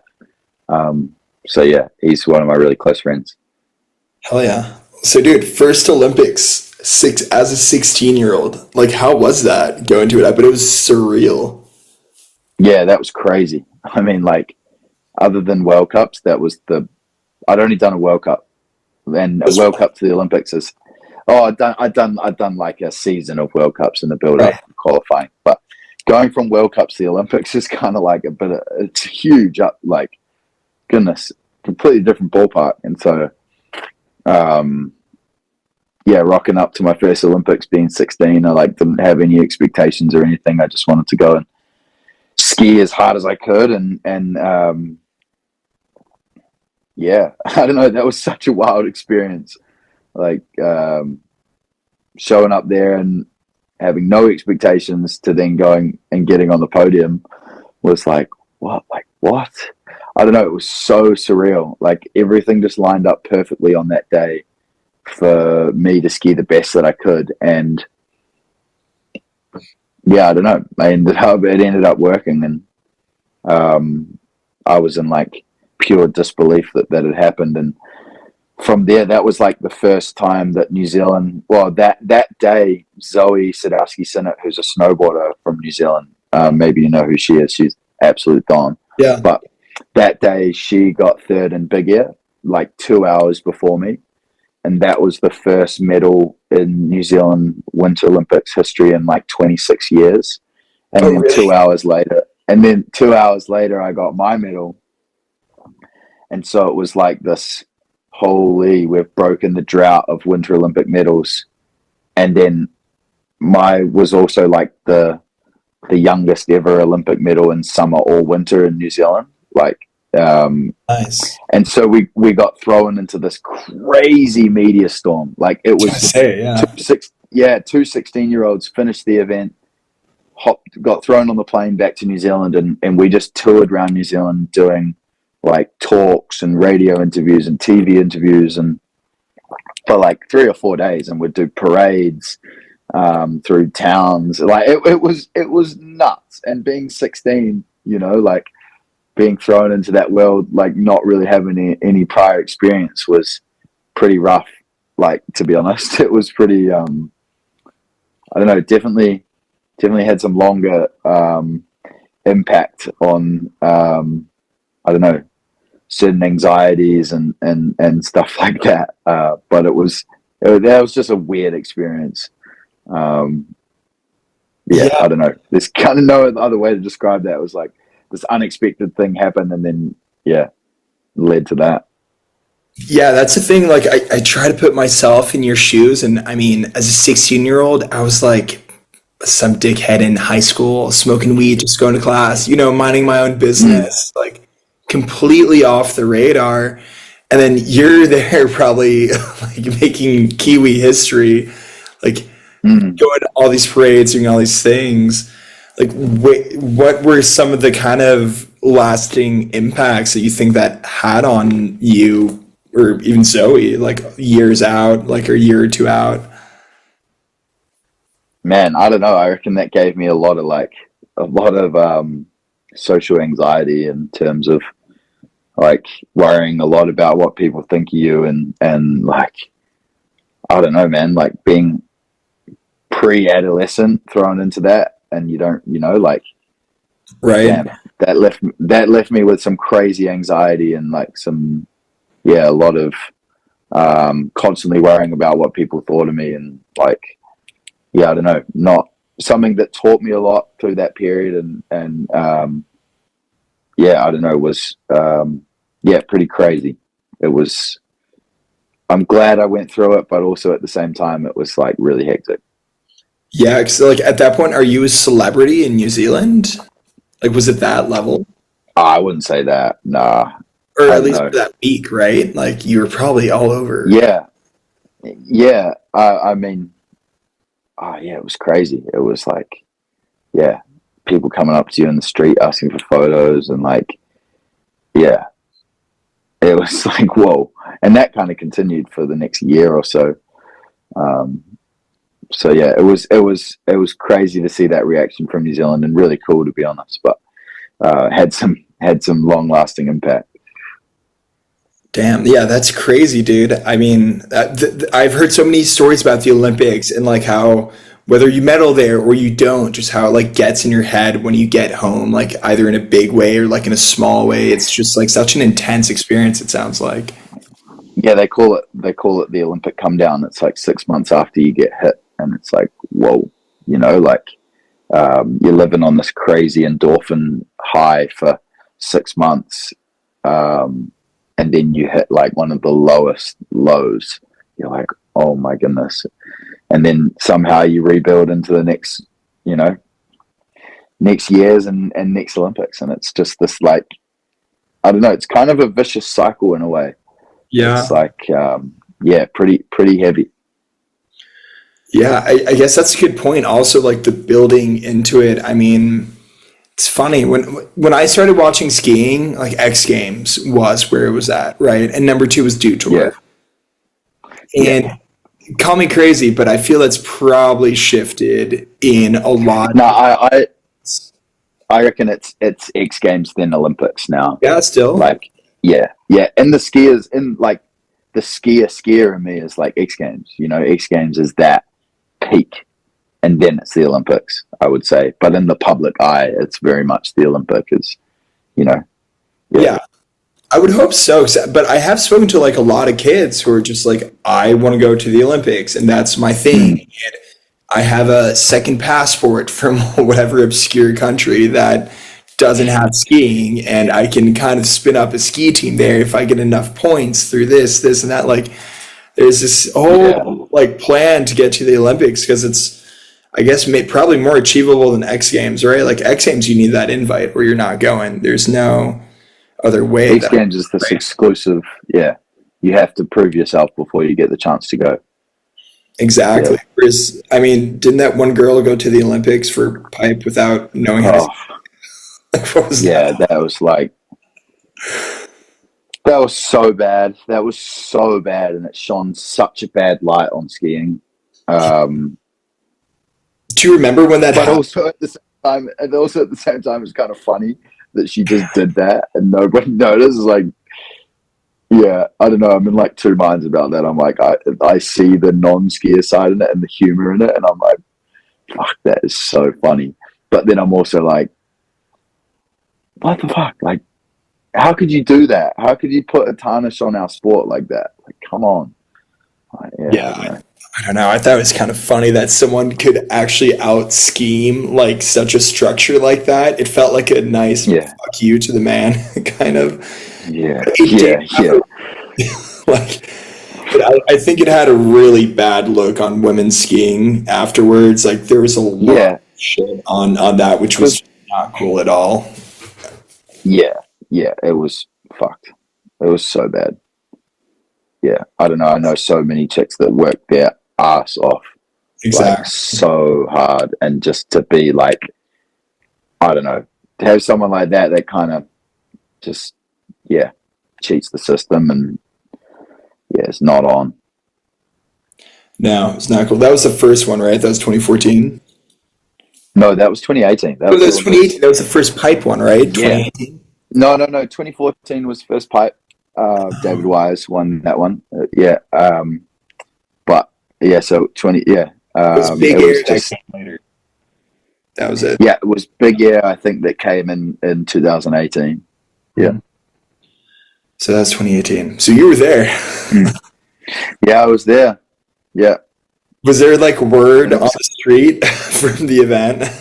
I don't know. We were just kind of at World Cups and we were like, okay, I guess this chick's here, like doing, she's like just there. She's skiing for what was it, Hungary? Like, okay, sweet as, like mind your own. Like I'm just minding my own business, going about my thing. Like I'm here to do this, and then she rocked up at the Olympics, and I was like, you see her in training, you're like, what the fuck? Like, why are you here? And then you kind of just like, oh, sweet as, I'm here. I got to focus on my thing. And then you see the whole social media blow up of it, and it's like, wow, that's crazy. Yeah. Yeah. What was the energy at the village? Were you kind of like hanging out with folks? Did you see her hang out with other pipe skiers, or is it more Nah, kind of broken down? I don't know. I think she kind of separated herself from the industry a little bit. Um, yeah, I don't know, but the Olympics is really cool, and especially the half pipe, because it is such a small. It's like such a small field, right? Like at World Cups, we only have maybe 60 competitors, and so we're all really good friends. Like we all travel to training camps, comps, and so when you're all in the Olympic Village and you're all like really good mates, you've gone through that whole season competing, you're all wearing your like country uniforms. It's pretty sick. Like everyone hangs out with everyone. It's definitely, I have some really, really special memories from those times. And yeah, I think the half pipe skiing community is this really tight knit family, which I really like. Nice. Yeah, and it's cool that you get to hang out at least in the Olympic Village too. 'Cause I was always worried that it'd be kind of like super nationalized the way I think a lot of it sounds like the competition scene is nowadays anyway. Yeah, definitely. I mean, it's very much. I mean, at the end of the day, like I think my first Olympics was a lot different to my second Olympics. My first Olympics was very much like, okay, I'm just here to experience it and to ski my best. Obviously, I wanted to do like, I wanted to do my best and do everything I could, but it was all about the experience. So you're like trading pins and you're like going to dinner, you're like have in a group chat and you're like, okay, let's go to the food hall at this time and we're going to get dinner. And you'll see like the other athletes and that sort of thing. And it's like, very, very, unique experience. Whereas at the second Olympics, it was very much like, okay, I've been at this level before. I'm here to get a job done. And I was very much just like focused, like I was just Yeah. like, I'm just here minding my own business, doing my own routine that I've done forever, not getting distracted by all the Olympic stuff and just focusing on the job at hand. But then after it's pretty fun, Yeah. as you can imagine. Yeah. Sick. And going into that first Olympics, did you have like a run in mind or like a crazy trick that you're kind of brewing up and just saving for that event? Or like how do you Yeah. approach the competition versus World Cups? Y- Yeah, so I guess I mean I approach it the same as World Cups, a little bit, maybe a little bit more of like everything on the line. Yeah. You kind of get into that headspace of like I will do anything I can right now to, like, or I will try anything. Like it's Yeah. it's kind of crazy, um, but that's the difference that a lot of people don't realize from half pipe to slopestyle and um, yeah, I don't know. It's that slopestyle, the courses change every single event. Yeah. So their runs are going to be different from event to event to event. Whereas the half pipe is going to be the same everywhere you go. It's two 22-foot walls, and it's going to be five. Most of the time, it'll be 5 hits. And so in half pipe, you're planning your run like a year out, a year and a half out. From events, and so um, yeah, I had this run in mind, and I just worked on it for like pretty much a year and a half, and happened to do it for the first time on the day of the Olympic final in 2018. And yeah, haven't repeated that run since. Oh, right on. That was definitely a good way to do it, I guess. Yeah, for sure, for sure. At that point, were you skiing in X Games pipe or No, I hadn't done X Games. Yeah. So I did 2018 Olympics, and then the next year, 2019, was my first X Games. Um, so wait, what happens yeah, after the 2018 Olympics for your career as well? Like was Red Bull already in the picture at that point? Red Bull was already in the picture from when I turned 14. Oh, So wow. I'd been with them for a couple years. Yeah. So That's pretty big, wait, right? sorry, did you? Well, I guess like oh, back Yeah, pedal back pedal to you yeah, got Red Bull 'cause I didn't realize that was when you were 14. That's pretty yeah, get a 14-year yeah. Red Bull sponsor. Dude, it was crazy. It was like, so that was right around the triple. So I did the triple court that we talked about way earlier. I did that, and then yeah, a couple months later, got signed by Red Bull. And then yes, I was 14 at the time, and that was crazy. I mean, to like, oh, I was so yeah, that was. I mean, that's your dream sponsor, right? Like as any kid, you see the likes Tanner Hall, Simon Dumont, Bobby Yeah. Brown, like those guys on Red Bull is like, wow, sick. They get to wear the Red Bull helmet, and even in other action sports like Travis Pastrana and like the Red Bull athletes, and that was like a huge dream of mine. And so to have that at 14 was like nuts. But continuing on to the Olympics and that affecting my career, it was like, yeah, there was definitely like contracts started to pop up after that, and there was a bit more attention, especially in the New Zealand side of things. Doing, you might do some ads for a company on TV, or you're doing, yeah, I guess certain commercial things, and so yeah, that's sort of when I would say that I became a pro skier in a way, would be like after those Olympics. Um, so yeah, it did definitely affect my career. Hell yeah. What ads did you do?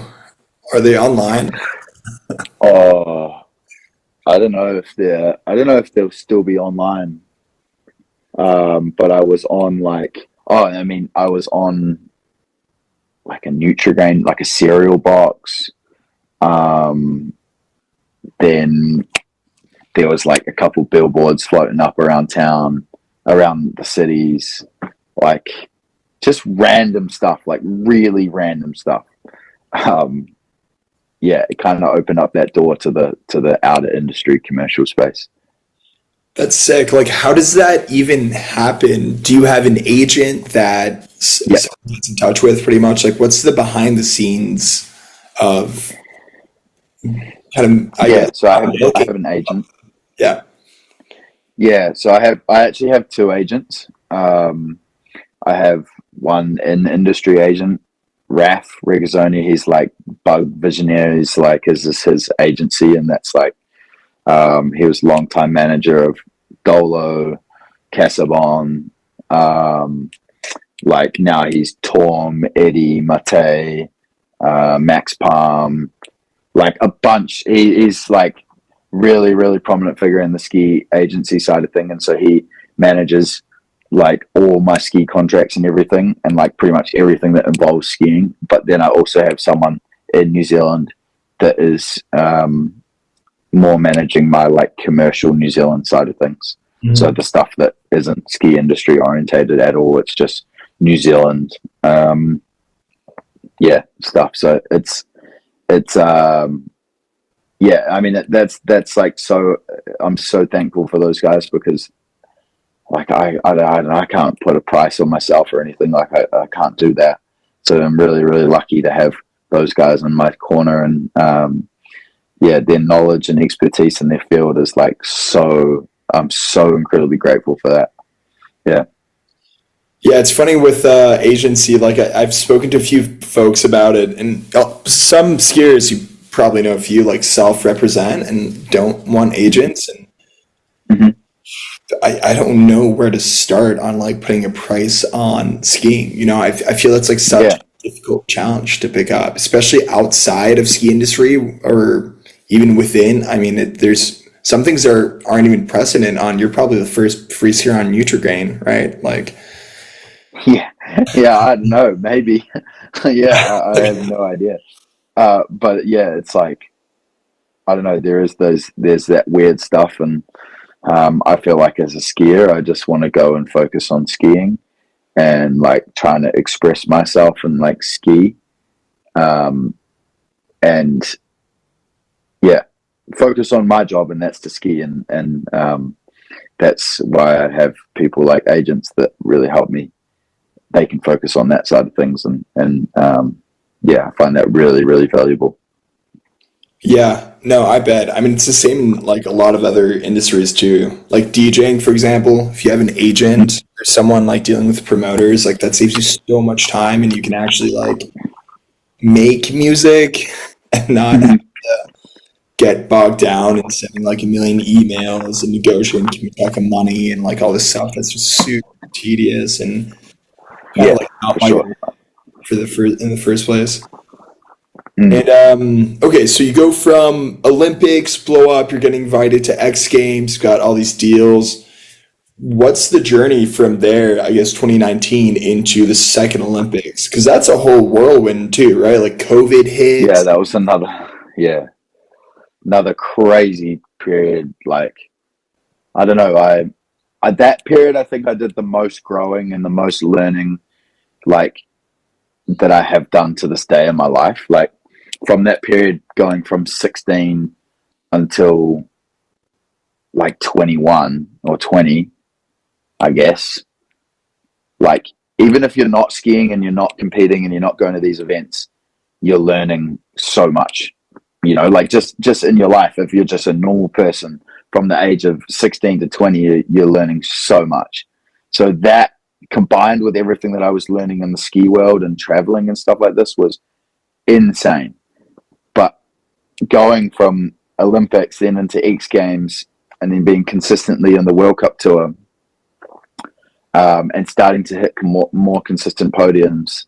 And that was around like 2019, the 2019-2020 season. And I was like, okay, sweet. I'm starting to build a little bit of momentum. And then the next year, I put all this pressure on myself. I was like, right, I want to win the globe.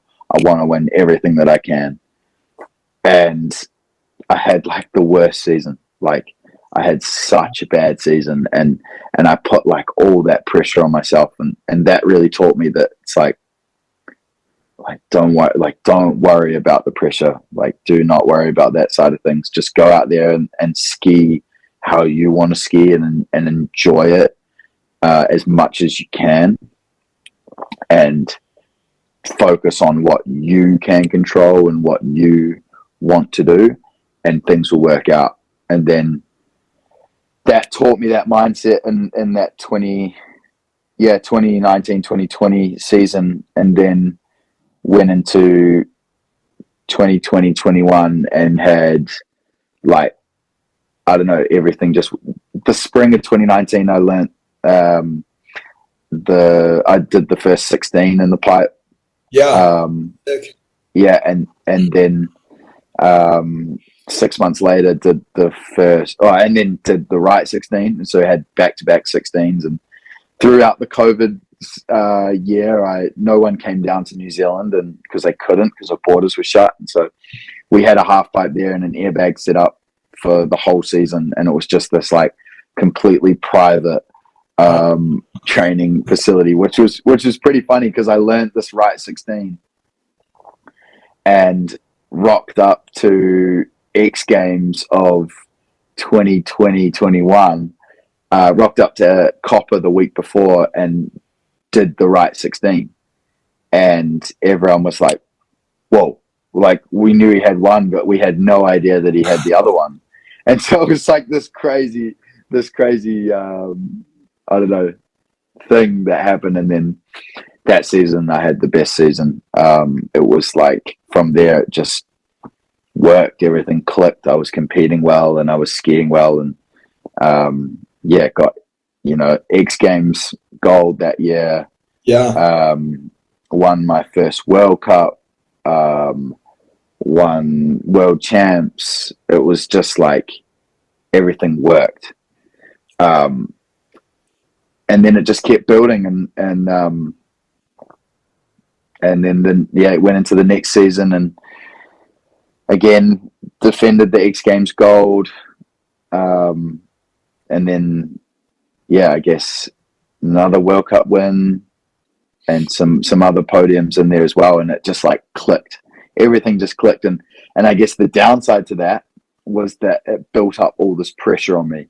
And so I had, leading into the 2022 Olympics, it was insane. Like, I was honestly crippled by the pressure of the Olympics. Like, it was horrible. I couldn't sleep at night. I was so stressed leading into this event. Yeah, I was skiing well and things were going well, but I was so stressed out. Like, the pressure of New Zealand, from the country perspective, having got bronze at the last Olympics, obviously they expect a better result. In 4 years' time, they're expecting a gold as a 20-year-old. Was the media pressure actively there as well? Oh yeah, I was wondering. Oh, it was insane. Zoe and I were just put into this pressure cooker that was, God, it was so stressful.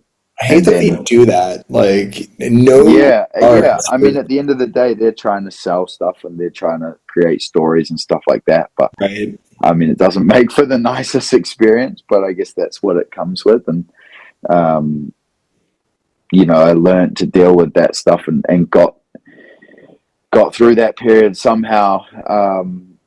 And then went into the 2022 Olympics and got gold. And it was kind of just like this crazy build up. And I guess with all this like perfect storm shit happening, it has to come to an end. And so I got gold at the Olympics, and then 2 weeks later I blew my ACL.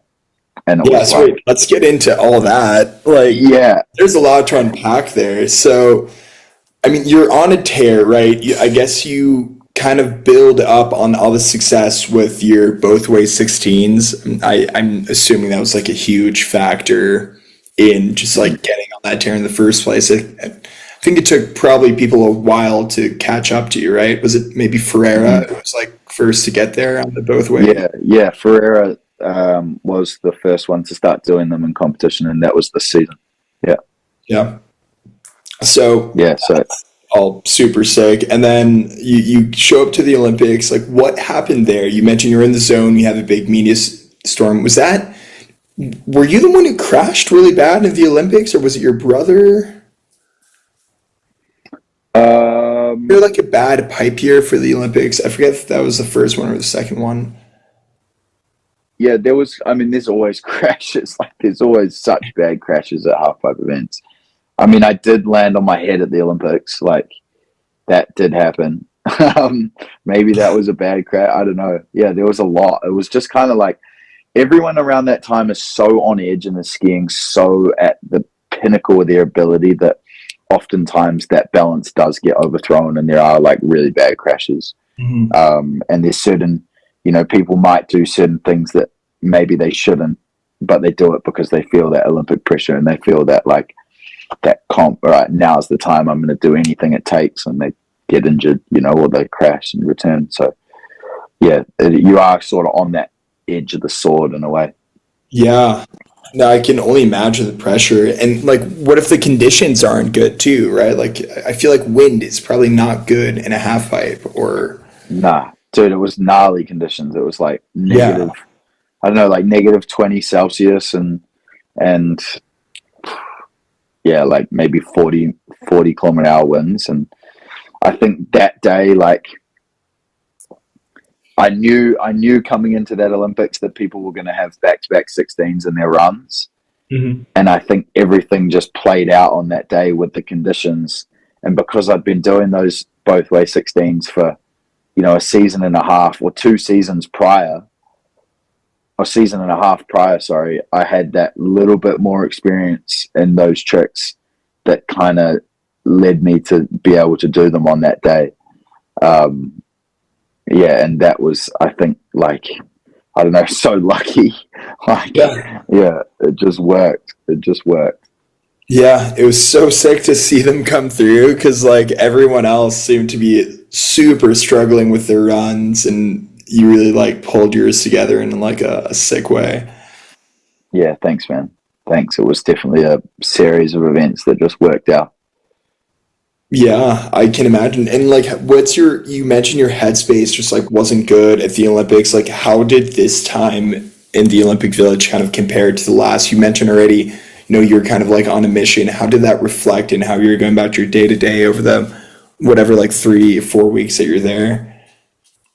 Yeah, I think it was more just like, um, in a way, I was more calm because I was like, I'd been at that high level pressure and had that high level pressure before that I sort of knew how to deal with it. And how I tend to deal with that side of things is just like not taking it too seriously, but also like making sure that I'm getting good sleep, making sure that I'm eating well, creating a good routine, giving myself space when I need it, not out socializing all the time, and just, yeah, just kind of staying as monotone as I can, not getting too excited and not getting too down.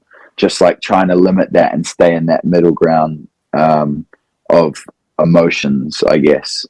Um, so yeah, it was. I wouldn't say that I was like raw, focused, not talking to anyone. I was still like going and seeing people and stuff like that, but it was very much just like, I'm here to do a job.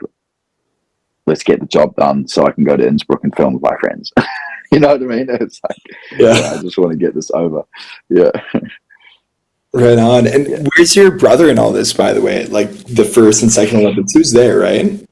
yeah. He was there. Yep, yeah. So he competed in 2018 Olympics, and um, he made a mistake in qualifying and didn't make finals in 2018, and then in 2022, yeah, he skied like insanely well and qualified like fourth or fifth into finals, and we got to both be in the Olympic final together, which was like so sick. That was so cool. Yeah, how's that like seeing against your brother? Is it chill? Are you guys just both kind of like stoked for each other, or is it kind of like because he's your Yeah, older brother too? So I wonder if yeah, that yeah. gets in your head. We give each other space on comp days. We understand that we're in an individual sport and that we both compete very differently. We both have different headspace and different ways of going about it, and so we understand that we're not, by no means are we enemies or anything. Like, we're Miguel and I are best mates. Like, Yeah. he's one of my biggest inspirations and biggest role models, and he is my best mate. And so, yeah, we have this level of understanding between one another that we're there to do our own job and achieve our own goals, and those goals may be the same, but the way we go about it is different, and we both have that mutual respect for each other. And so it's very much like, I'm here supporting you and I've got your back, but I'm not going to be there. You know what I mean? Like I'm just going to, because I got to worry about my thing. Yeah. Like no bad blood. I got you. No bad blood at all. The priority right now is just doing the thing. Yeah, and exactly. And then in those moments when we do, we both make finals, it's like, that's the sickest thing. Because after, we're like, oh my goodness, we've like done it. Like, that is so cool. And then, and then on like comp day and finals, when like I was standing at the bottom and I realized that I'd won gold, the first person I gave a hug to was my brother. Like that is so special, and it's something that we will always like remember. And he's been, I can't speak highly enough of Miguel. He's like my role model, my best friend, my biggest supporter. I'm his biggest supporter. It's like we just feed off each other and have got to experience and share some pretty insane memories. And I think that's something that will like never, ever, ever leave us. Like we speak every single day. Like we don't, and not many siblings have that relationship. So I'm so thankful for him and being able to call him my brother is pretty cool. Yeah. I mean, it's sick for you guys. Like I have 3 younger siblings and I can't say that I speak to them every day. Not because I don't want to, it's just because like our lives, like as adults, diverge, right? Like, I'm living wherever, like doing ski stuff and other interests that have maybe nothing to do with theirs, right? And our lives just don't find as much. I think it's really dope that you are doing the same thing, and specifically like pipe skiing, which, like you mentioned, there's 60 people in the field. Yeah, like that's max. Like, I don't know. It's so sick. It's so cool. Yeah. And we both share the passion for skiing outside of the half pipe as well. And so like, that's something that's a huge priority for the both of us. Like, so it was really cool having him on tour and being on tour together, and being able to like, go and ski power on a power day and like, I don't know, going to jib rails and stuff. Like, it was sick. I bet. Do you have other siblings? No, it's just Miguel and I. So it's pretty cool. What is it about New Zealand that if one brother is good at skiing, everyone is? Is that how that works? Yeah, I guess. I don't know. Yeah, it's kind of like, I guess, Miguel and I, and then obviously the Wells brothers, the 4 of them, and then the Billis, like Finn Billis and Hank Billis. Yeah. It's kind of crazy. Things come in twos for sure.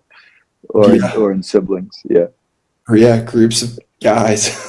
Are there good sisters from New Zealand? Like, what's the flip side?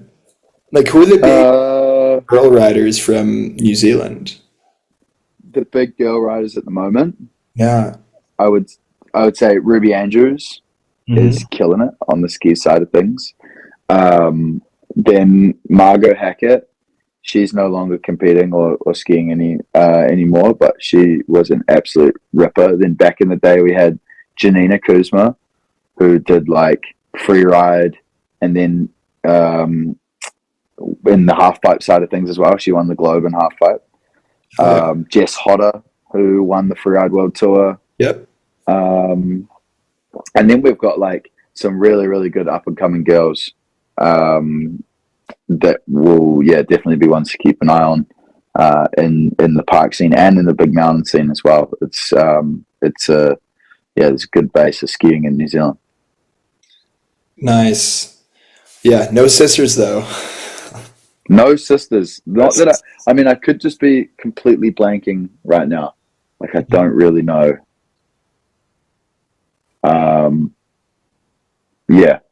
But I guess there's not as many as the brothers. Like brothers are just like insane. Yeah. So you win the Olympics, gold medal. What's going home like now? I didn't go home. Right. Well, I guess you didn't. What happened in I Innsbruck? said, I said stuff that I'm not going home. I don't want to do this whole media circus. This result is so for me, and it's like I don't know. I just want to go and just not do any of that media stuff because yeah, I don't know. I just like want to go and I've achieved this personal goal of mine, and I want to leave it at that. I don't want to blow it out of proportion and make it any bigger than it is. I just like I don't know. I just wanted to go and ski with my friends, and so I just went and skied with my friends in Innsbruck and didn't do interviews and stuff. I just like had a good time. Nice. I feel that's a pretty solid way to do it, given your past experience. What happened to Zoe? Yeah. Did she go back and do well, or Nah, she just went riding as well. She went on a filming trip. We were wait, both just like, medal as well again, or yeah, yeah, she did. Yeah, so she got another gold and silver. So she got silver and bigger and gold and slope stuff. So we both like throughout our whole careers, we've both gone like we both got our first X Games medals on the first night. okay. Um, we both won Olympic gold. We both got Olympic bronze at the same time. So it's like we've both been going like this, and so we've been paired up our whole career in a way, which has been pretty cool. Are you tight, But or yeah, she just it's kind of like yeah, yeah, yeah. We're really good friends. Really good friends. Yeah, both in the same friend group, and like yeah, we spend a lot of time together. Pretty cool. yeah, so funny that you like both won so much, but also both Yeah, off New Zealand afterwards. Like, yeah, yeah. Well, like I don't know. I guess we didn't like we just had different schedules at that time. yeah, But like it wasn't intentional, I guess. It's just part of your yeah, it wasn't, career kind and of. it was like I think it might have been COVID as well, and so it was like again that extra element to going home was really hard because we could potentially get stuck in New Zealand with Yeah. lockdowns and stuff like that, and we couldn't, like it's not like they could have run the parades or anything like this because of COVID, and we both had events to go to later on in the season, so we needed to be over in Europe, and um, yeah, I don't know, it just didn't really work out, and I think that was really sick. Yeah. Nice. So you go to Innsbruck. What happens then? How did you hurt your knee? Did it happen in Nordketa? No, it didn't. No, no, no. My I blew my knee actually pizzaing and slipping out on ice. I had someone on my back and I was piggybacking them down and my ski slid out. I was on my park skis and my ski slid out on ice and I fell back and my knee went snap. It was already half torn. It had been hanging on for like 3 years, being Oh, half torn, and then it fully went. Um, and so yeah, that was like going through from this biggest high, like this crazy, like, oh my goodness, this is the best time of my life, to then like, oh my God, everything just came crashing down. And I wasn't even really skiing. I was like, wow, like, um, they always say beware of the perfect storm. And that was the perfect storm coming to the end and me blowing my knee. it sucks. When was that? Like what month? Um, it was in April of 2022. And around in like, do you remember where? Um, I want to say maybe at Hockfugen. Oh no. I didn't know Oh that. no, it was Saint Anton. Sorry, it was Saint Anton. I was in Oh, Saint Anton. what were you doing Yeah, St. on?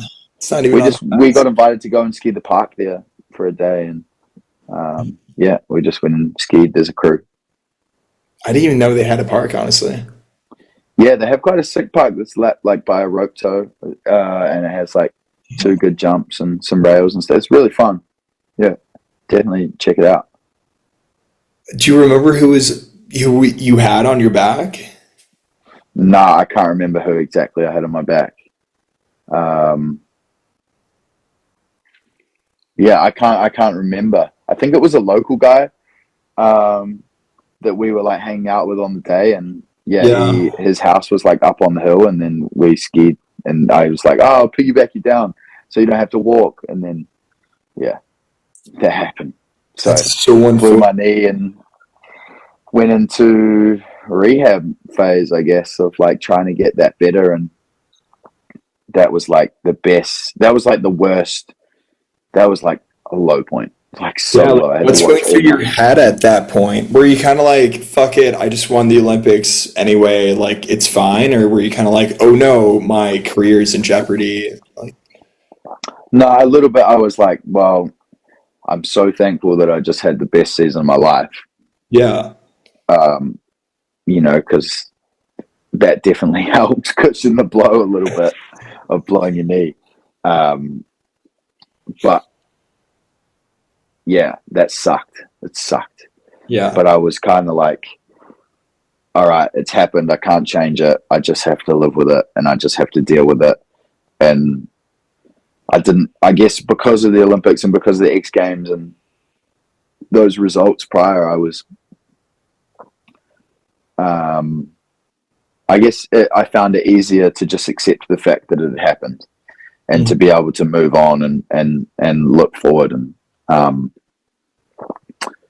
yeah, and that I did. I just flew home to New Zealand and got surgery and started the rehab process. And yeah, I guess it's a 9 month rehab, so it's a pretty long one, and it's full of like ups and downs. But that rehab taught me more than like it. It taught me so much, and I'm so looking back on it. I'm so thankful for ACL rehab because it like, yeah, it just taught me a lot. It helped me mature and um, learn a lot about myself and going through a lot of lows and a lot of highs and finding yourself in positions that you don't want to be in. And yeah, I don't know, it just taught me a lot and kind of turned me into more of a adult and someone that, yeah, I don't know, just more mature. I think it just helped me mature, which was sick. Yeah, dude, I've always been curious about like what that journey is like for a pro skier, like getting injured, because you don't hear it that much, like on the, we'll call it the viewer side of things, right? Like someone blows their knee, they kind Mm. of they do the Instagram post, like, hey, this bad thing happened, and they, as far as you know, like they just disappear from the public eye for whatever 9, 10 months, and Mm. then they're back skiing. You're like, oh, they're back, happy for them. But there's that whole middle part that I think that's not the positive or not the skiing, or it's just not shared publicly because why would you? The only time I've heard it Mm. shared privately is like, have you heard Simon Dumont's story with the knee rehab he Mm. went through? He shared it on his podcast, which they're all Yeah. on Spotify, but I think he got into like heroin or like got into this like really Mm. dark space and like missed out on the Olympics and everything. And I remember watching him try to qualify for the Olympics and was like super sad when he blew his knee and still tried to ride without the ACL. Like no Mm. one wanted to see that, you know, or like, no one wanted to see him not make it. More importantly, like Yeah. Yeah. Yeah. lovely for him to Yeah. try, of course. So yeah, what was your kind of like journey going through it, and what were some like maybe specific ups and downs that you remember that maybe if you share like other people going through it, it'll be like, okay, damn, great, I'm not alone in that at least or something. Yeah, I think I mean I was incredibly lucky throughout my rehab process. I think that's one of the benefits of the way in which skiing is now in terms of national teams and having that support, back in say the Dumont when era and that era where he was going through his ACL rehab and Wallish was going through his ACL rehab at the same time and many others, but they didn't necessarily have that support of the national team. And that's one thing I think that is really good that national teams do supply is that um, incredible access to world class trainers, physios, doctors, surgeons.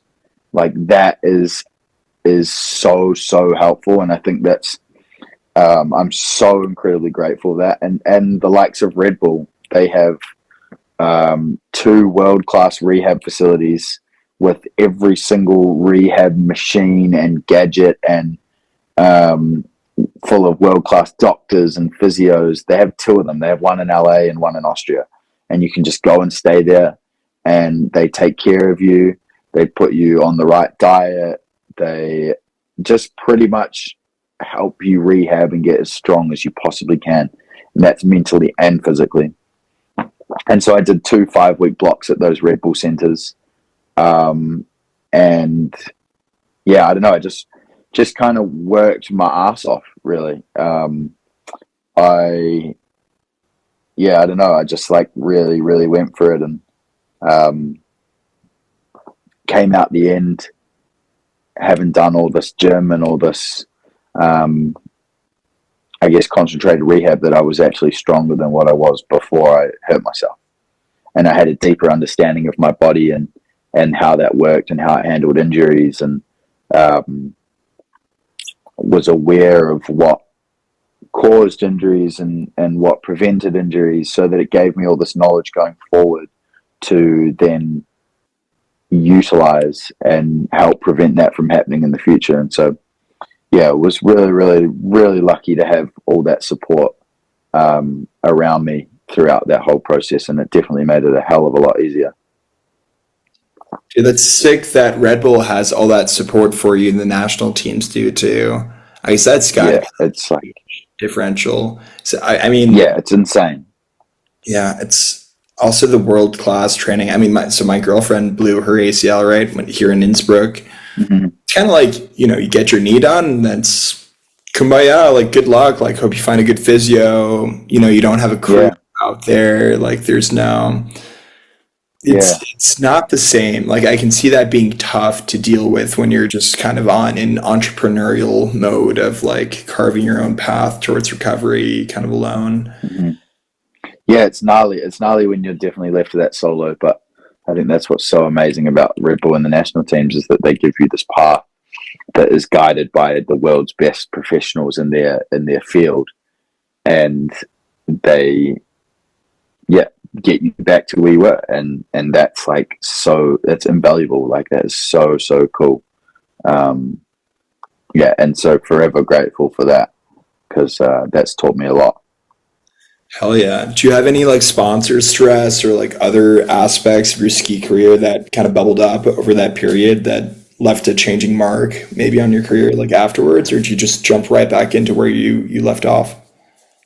Yeah, no, I didn't. I was so lucky that my sponsors just supported me the whole way through, and then even through the process of, um, saying to them, after my ACL season, I decided to not rush straight back to competing, and so I actually took the year off to move into filming, and um, yeah, and my sponsors were supportive throughout all of that, and it's like, I'm so lucky to have the support of them throughout that change, um, and I can't be more thankful for them at the same, like, I don't know, I just had so much support throughout that, the 9-month ACL rehab, and then, getting back to competing. So the Yeah. year and a half period there, I had so much support from people around me, sponsors, family, friends, and that it just like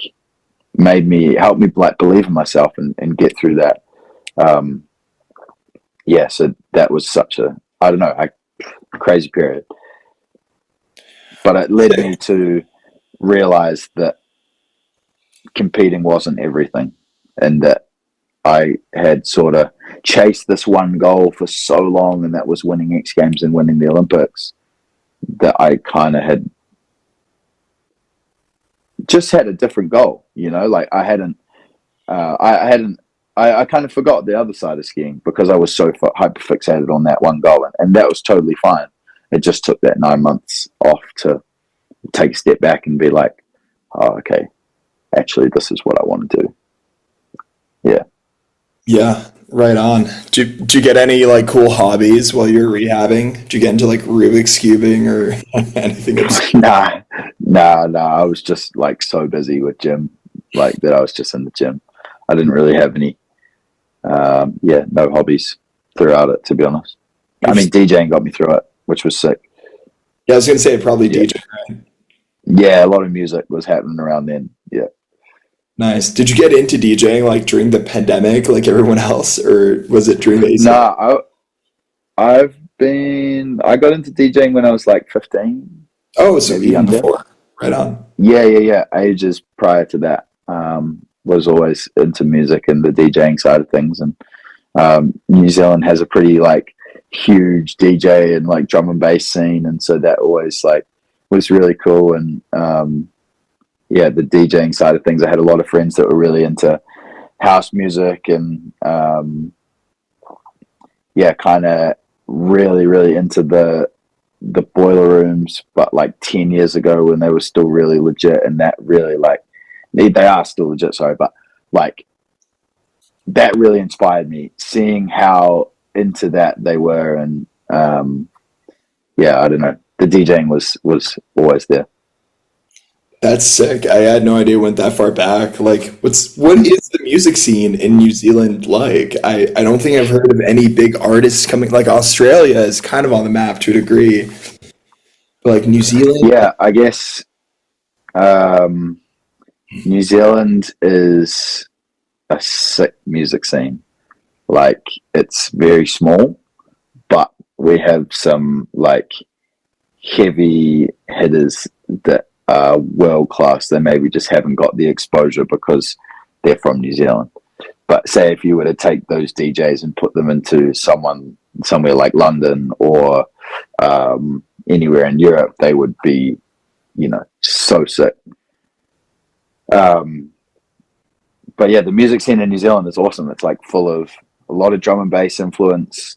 And now there's this whole subgenre called New Zealand garage New that Zealand. is heavily, it's kind of like, yeah, it's just inspired by obviously UK garage and that genre of music becoming really popular in New Zealand. And there's some really cool DJs and some friends of mine that are running record companies that help promote the NZG, New Zealand garage scene. Yeah, along with still the continuation of like drum and bass. And I think that is, drum and bass is so ingrained in our culture, and it has been since, the early 2000s, with the likes of Shapeshifter really like paving the way for drum and bass in New Zealand. And yeah, now it's like massive. So yeah, the New Zealand music scene is sick. It's really cool. Right on. It's like, where are parties happening? Because I've only heard people going to sleep early in New Zealand. I've never heard of like the big warehouse clubs into the morning or anything. Like, is there? Yeah, we don't have that. We don't have like the big. We don't really have the big warehouse clubs going into the mornings. It's much smaller, and each place might have. Um, I don't know. There's probably. I don't know. There's probably like a handful of clubs in New Zealand that have really been pushing that underground music scene, and um, I think that's really creating a I don't know, just like there's a handful of people within the New Zealand music scene that are really pushing for that underground and building up the importance of that within New Zealand. So it's like, yeah, you have your mainstream drum and bass acts that come and play, and we get some of the biggest drum and bass acts in the world coming and playing in New Zealand. But that's for those people. There's a handful of people that are really pushing that underground scene that builds the foundation of the New Zealand music scene. And I think that's, yeah, really cool. So we don't have the big parties, we don't have this, but when we do have the parties, they're of such high quality and they're awesome. Nice. That's sick. I was wondering too, do you see any, I guess, like any overlap of influence between anything you do musically and your skiing? Like, do you feel one kind of influences the other in any shape or form? Um, Not Kind of, really. I mean, the only tie, yeah, I don't know, not really. The only tie that I would say between music and skiing is that Tom and I DJ under the name Boom Club. Tom Greenway and I, like, that's the only tie. You know what I mean? Like, yeah. so that's kind of it. Yeah, fair enough. It was Did you see the Jossie Wells piece he did with like kind of the parallels of skiing and ballet? I'm not sure if I have seen that piece. It's a North Face video too. Okay, true. Oh, no, I have seen it. Sorry, yeah, I have. Yeah. Yeah, I thought like that was really interesting, and it got me thinking. It was like, is there overlap between skiing and music? And it's like for me, there definitely is, just with what I'm listening to. So like, if I'm listening to Yeah. like some heavy, fast shit, like I'm probably just gonna be zooming through the park too, and just like having Oh, fast, yeah, there's definitely, I you know, definitely like, have that. Like, what I'm listening to 100% influences the way that I ski. And I use music as a tool and have done in competing and then also in filming and just writing in general to help me get in the mood. Say, like, if I want to do a gnarly trick, I recognize my mood that I'm in that day and I'll have a certain playlist or a certain artist that I know correlates with how I'm feeling and will help me get into that right headspace that I need to be in. So it's like, I don't know. I like to think that I have it down to a bit of a scientific art that I know I just like am aware of how I'm feeling and know what sort of music I actually want to react to. And so I find having like this wide range of different styles of music and different tempos, just different music in general is, I really love that. And that definitely influences how I ski.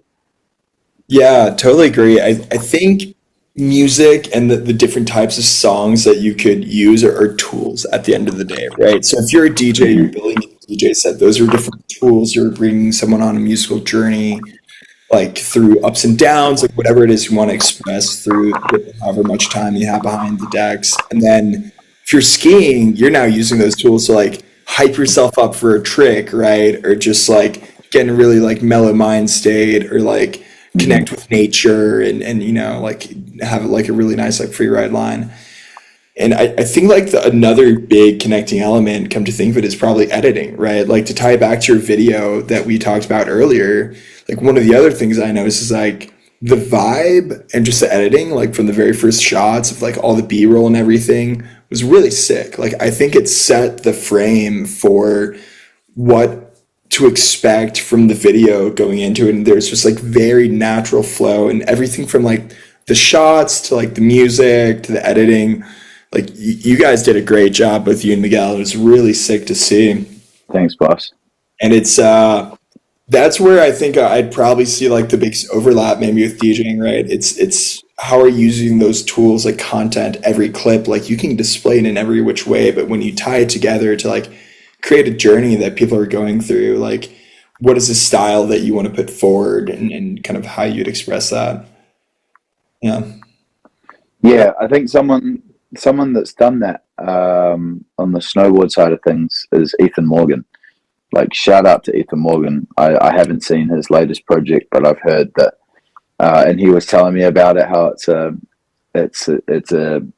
his project is in correlation with DJing, and he DJs the soundtrack to it, and it's like, I don't know, just everything I've heard about this project in terms of going to like premieres and people tell me about it, including himself. It's like it's really high quality, and I'm excited to see it. So shout out for him for actually finding a way to join those two sides of music and or of DJing, sorry, and snowboarding. It's really sick. Yeah, that's sick. You'll have to send that to me. I'm curious. Is he related to Yeah, Morgan in any shape or form? yeah, that's Annika's brother. Okay, because she's DJing around here too. Yeah, yeah, heaps. Yeah, yeah, Nice. Friends of the family. Cool. yeah, yeah. They're both really sick DJs. He plays all on vinyl, which is really dope. Oh, fuck yeah. And then there's also Billy Morgan, right? Wasn't he the first one to do Billy it? Morgan's from the UK. Different, Yeah, he's yeah, a different different guy. family. Yeah. Yeah, yeah, Yeah. Good Morgan crew in snowboarding. yeah. So tying it back to, I guess, the Olympics, your injury, and kind of present day, like, did you kind of have that moment where you're like, yes, I'm back? Like when I shattered my collarbone, like at some point, and I remember like you never know when it's fully healed, or it's like they'll tell you the Mm-hmm. bone's good, but it still feels weird, like you got a metal plate in it. And then like I just caught an edge doing whatever trick and just took it straight to the right shoulder. And I just remember thinking to myself like, oh no, did I break it again? Did I break it? And I get up and it's like totally fine. That was like my big like I'm back moment. I'm Mm, so happy. It's like the happiest slam I've ever had. yeah. Like, did you I have don't your know. Yeah. Um, I don't know really. I don't know if I ever did have a moment like that.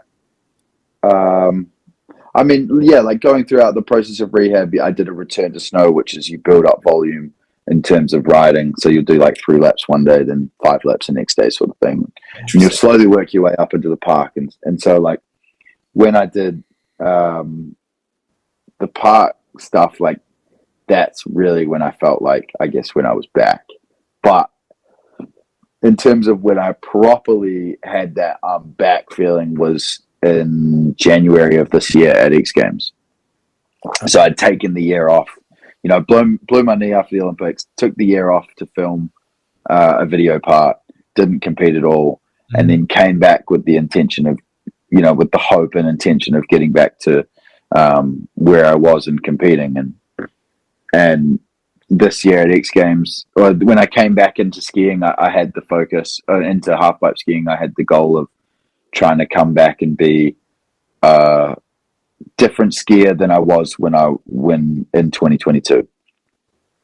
And so that was doing this carve back on the wall that I'd come up with, Yeah, that was and sick. along with it, thank you, and along with the zero spin and the different styles of dropping.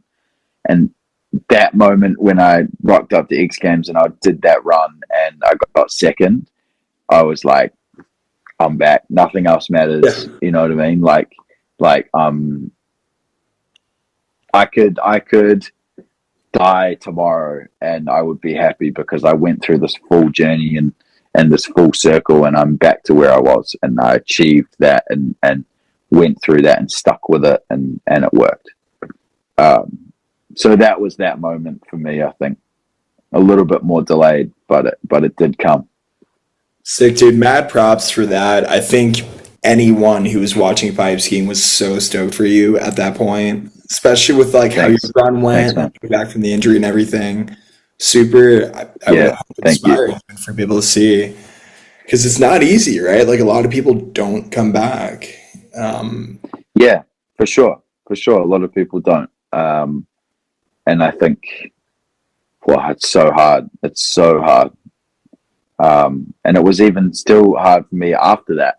You know what I mean? Like yeah, that was kind of the only result I really got last season. And yeah, I don't know. It's difficult. It's difficult. I'm wondering, is a double 16 harder or that zero spin in the pipe? Oh, um, I've probably had worse. I took one of the worst slams on a zero spin, Oh, like gnarlier than a 16. I don't know. They're very different. Like one is, yeah, I think to do a zero spin really high is proper scary. It's like just as scary as a 16. yeah. Yeah, What kind of slam but did you? that's just personal. I like did a zero and then decked switch and bounced to the flat bottom. So yeah, it That's was pretty brutal. yeah. Yeah. How gnarly are the slams in pipe skiing? 'Cause I remember reading Justin Dory's like retirement letter, and he's like, "Yeah, I've had like so many concussions, like to the point like he Mm. was like I jumped in water and I was out for a year or something like that."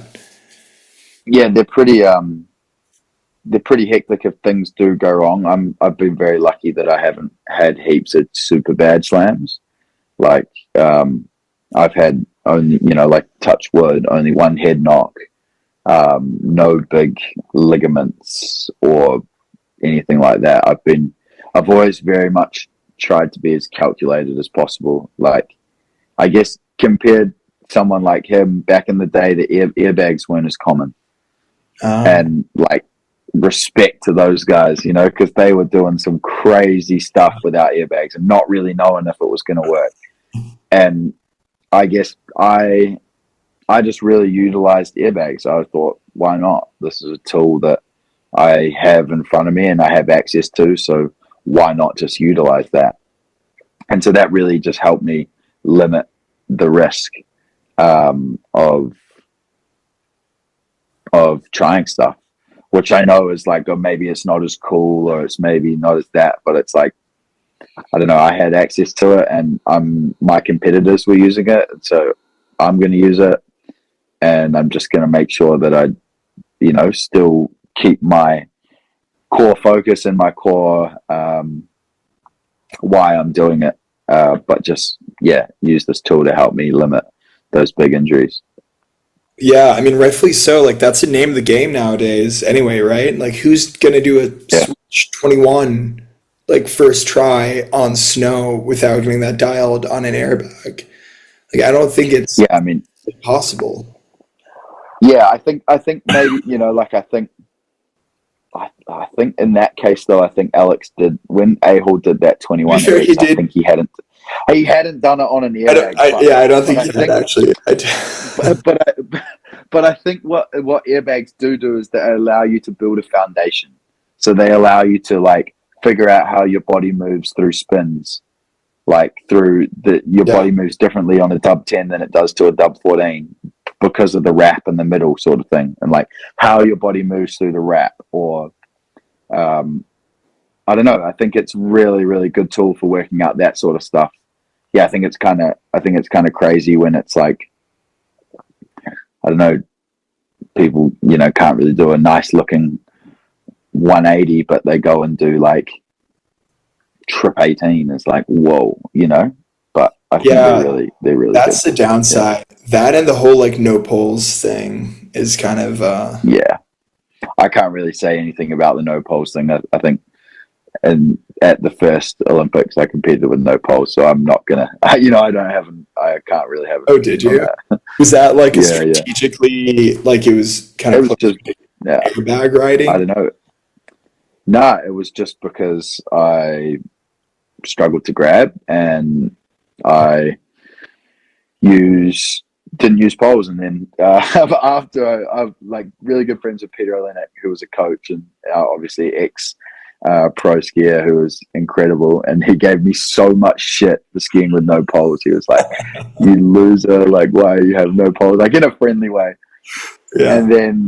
And then yeah, I was just like, I'm just gonna ride with poles. And now I find it so hard to not ride without poles. And Yeah. sometimes I actually do it because it's like it's a sense of freedom in a way. Like it's like this is so nice. But most of the time I prefer poles. Yeah. Can you still ride comps with no poles and pipe? I don't know. It's not something that I've tested, and it's not something that I will test. So I don't know. We'll see. I just think, pipe skiing needs to have poles, and I'm so thankful that Peter Olenek gave me so much shit for skiing with no poles, because now I can see the light. As a 16-year-old, maybe I didn't, but now as a 23-year-old, I can see it. Right on. I mean, yeah, no beef with riding no poles either way. I'm also like I'm like one season on, one season off, but it's not for Yeah. grabs. It's just like I prefer, it might sound really stupid, but I prefer wearing mittens. So actually to a Mm. degree it is for grabs. I find it really hard to grab with mittens on and poles. So Mm-hmm. sometimes when I just feel it's too cold, I'm like, I need my mittens. I'll just ride no poles. Yeah, yeah. I mean, it's kind of nice skiing around with mittens and no poles. You just get that arm swing going, especially when you're jibbing and shit. It feels good. Yeah, Feels there's real there's good something flowy about it. Like I love the for pole sure. too, but it's just yeah, I There's don't a know. time and a place for it. Exactly. If you're going and doing like nose butter twos onto a tube, or like a nice switch lip or something, like, or a lip slide, sick, no poles, like make it look good. Yeah. But if you're going and doing like 21s and stuff with no poles, it's pretty ridiculous. Yeah, yeah. I mean, not that I would do the latter, but Neither. yeah, yeah. And I guess like coming in, like last piece of the kind of journey here is like coming into, deciding not to do comps anymore. Like, did that comeback and last season of yours have a significant impact on that decision, or was it something that you were kind of playing in your head beforehand and like it was just like right time? Yeah. It was it was there the whole time. I was always hesitant to go back to competing. I was kind of like, like, yeah, I was just hesitant. And then I think what changed my opinion was my brother. I was like, oh, I don't know whether I was like umming and ahhing after doing the filming season. I was like, do I want to go back to competing or do I just stay filming? And I was umming and ahhing, and I spoke to Miguel, and he was like, you got like, just do it. Go back to competing. Like, you gotta prove that you can come back from an injury and get back to like that top level. And that, like, Miguel gives me so much advice and is a huge sounding board for me in my decisions in life and in my skiing career. And that was that was the sickest piece of advice, is just go and try. And I went back, and things started off okay. Like, I was skiing really well at training camps and things were going really well. And then I went to my first comp and it didn't go so well. I crashed and got hurt. And then I went to the next comp and didn't make it to the start line because of a medical complication. And so I just flew home. And then I was like, right, okay, I'll go to X Games. X Games worked. And I was like, nice, this worked. And then after X Games, I went to another event and my knee swelled up, and so I didn't compete. And then I tried to go to another event and I just didn't go. And I was like, it was sort of, the writing was on the wall in a way. Yeah. It was like, okay, I've proved coming back and like, I've proved that I can do this to myself. And coming off the back of the Northern Hemisphere season after filming the latest project, Step One, and then coming into the New Zealand season, I knew that I had a World Cup mid-year in New Zealand, and I don't know, I was real nervous for that. I was like, maybe I don't compete, maybe I don't do it. And I was like starting to get really stressed out, and it really stresses me out. I start losing sleep. I'm like, I get really stressed and I'll start like grinding my teeth in my sleep and like can't really, and really like touchy and like twitchy to the people around me. Like, it's short, like grumpy, and I don't know, something that I just didn't really realize because I was so in it. And I was sort of like, prior to that season, I don't know, the results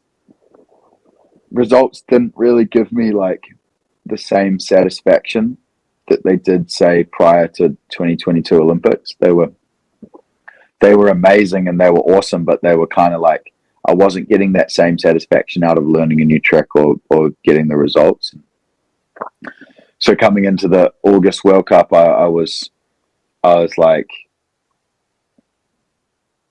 I don't know, I just remember being in my room and I kind of just broke down and was like, I think I'm done. Like, I think that's all that I wrote for halfpipe competing. And so yeah, I made the decision to stop and to move into the filming side of things and to other areas of skiing. And I just knew in the back of my head that I wasn't going to go to the Olympics. I wasn't going to make it to the Olympics. I didn't want to put myself through that pressure anymore. I just didn't want that, because it absolutely ruined me the two times that I'd done it before. Mm-hmm. And for what, like, Olympic gold didn't change my life. I'm still the same person. Like, I still have the same friends and my friends still look at me the same. Like, they don't, yeah, and it was sort of just like, damn, I think my ambition and my drive is somewhere else now. And I just was like, fuck it, it's my life. I can do what I want. And and I just committed, and it was just like, I'm just going to do it, and I'm going to make this work. And it's a new challenge. It's a new chapter that really excites me and keeps me driven. And I really loved that process of filming the past couple of years. And so now, being able to call that my job, and not that it is a job, it's like, what?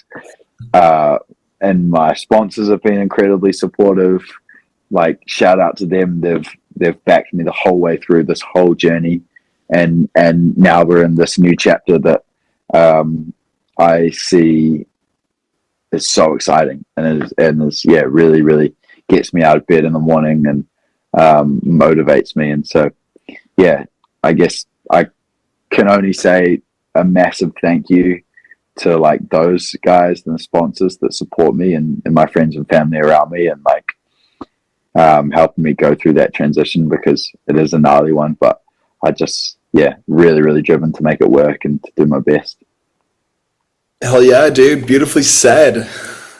Thanks. Yeah, I don't know. Kind of, it's such a big thing. Yeah, so I don't know. Dude, stoked to see how stoked you are on it too. So what's next? Is it step 2? Is that like the immediate? No, that's definitely on the back burner for sure. It's going to happen. It's not the immediate thing. I think the immediate thing is just making sure that I'm really handling this transition right, so that I can still continue the longevity in my skiing. And so that's been a huge focus, and just making sure that I'm clearly communicating where I'm going with my sponsors, and letting them know, and coming up with direction and goals. And so that's been a lot of my time recently, is figuring out what I'm going to do with the Northern Hemisphere, and just how I'm going to move forward, to be honest. But there will be some film projects with the Boom Club video. There's also some other exciting stuff that I can't really talk about. I can't really say what it is.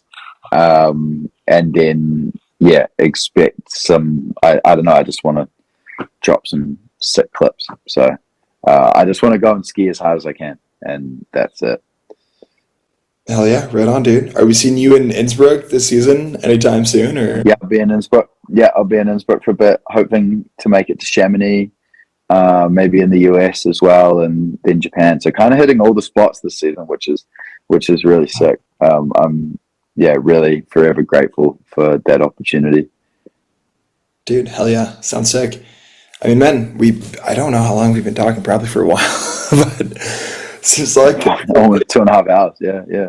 2.5. Wow, cool. Yeah. Long one. Well, dude, anything else you want to throw in before we cut the tape? I guess, I don't know. Shout out to the crew, like my friends, family, sponsors, the Boom Club. I don't know, my brother. Kind of just, it's been a sick journey so far, and I just want to like keep that going. So and shout out to the skiing community. They're amazing group of people, and really, really excited and stoked to be a part of that. So right on, dude. Well, thanks for spending the time, like sharing all this. No, all good. Thank you so much for having me on. Cut it there, bro. Thank you. Boom.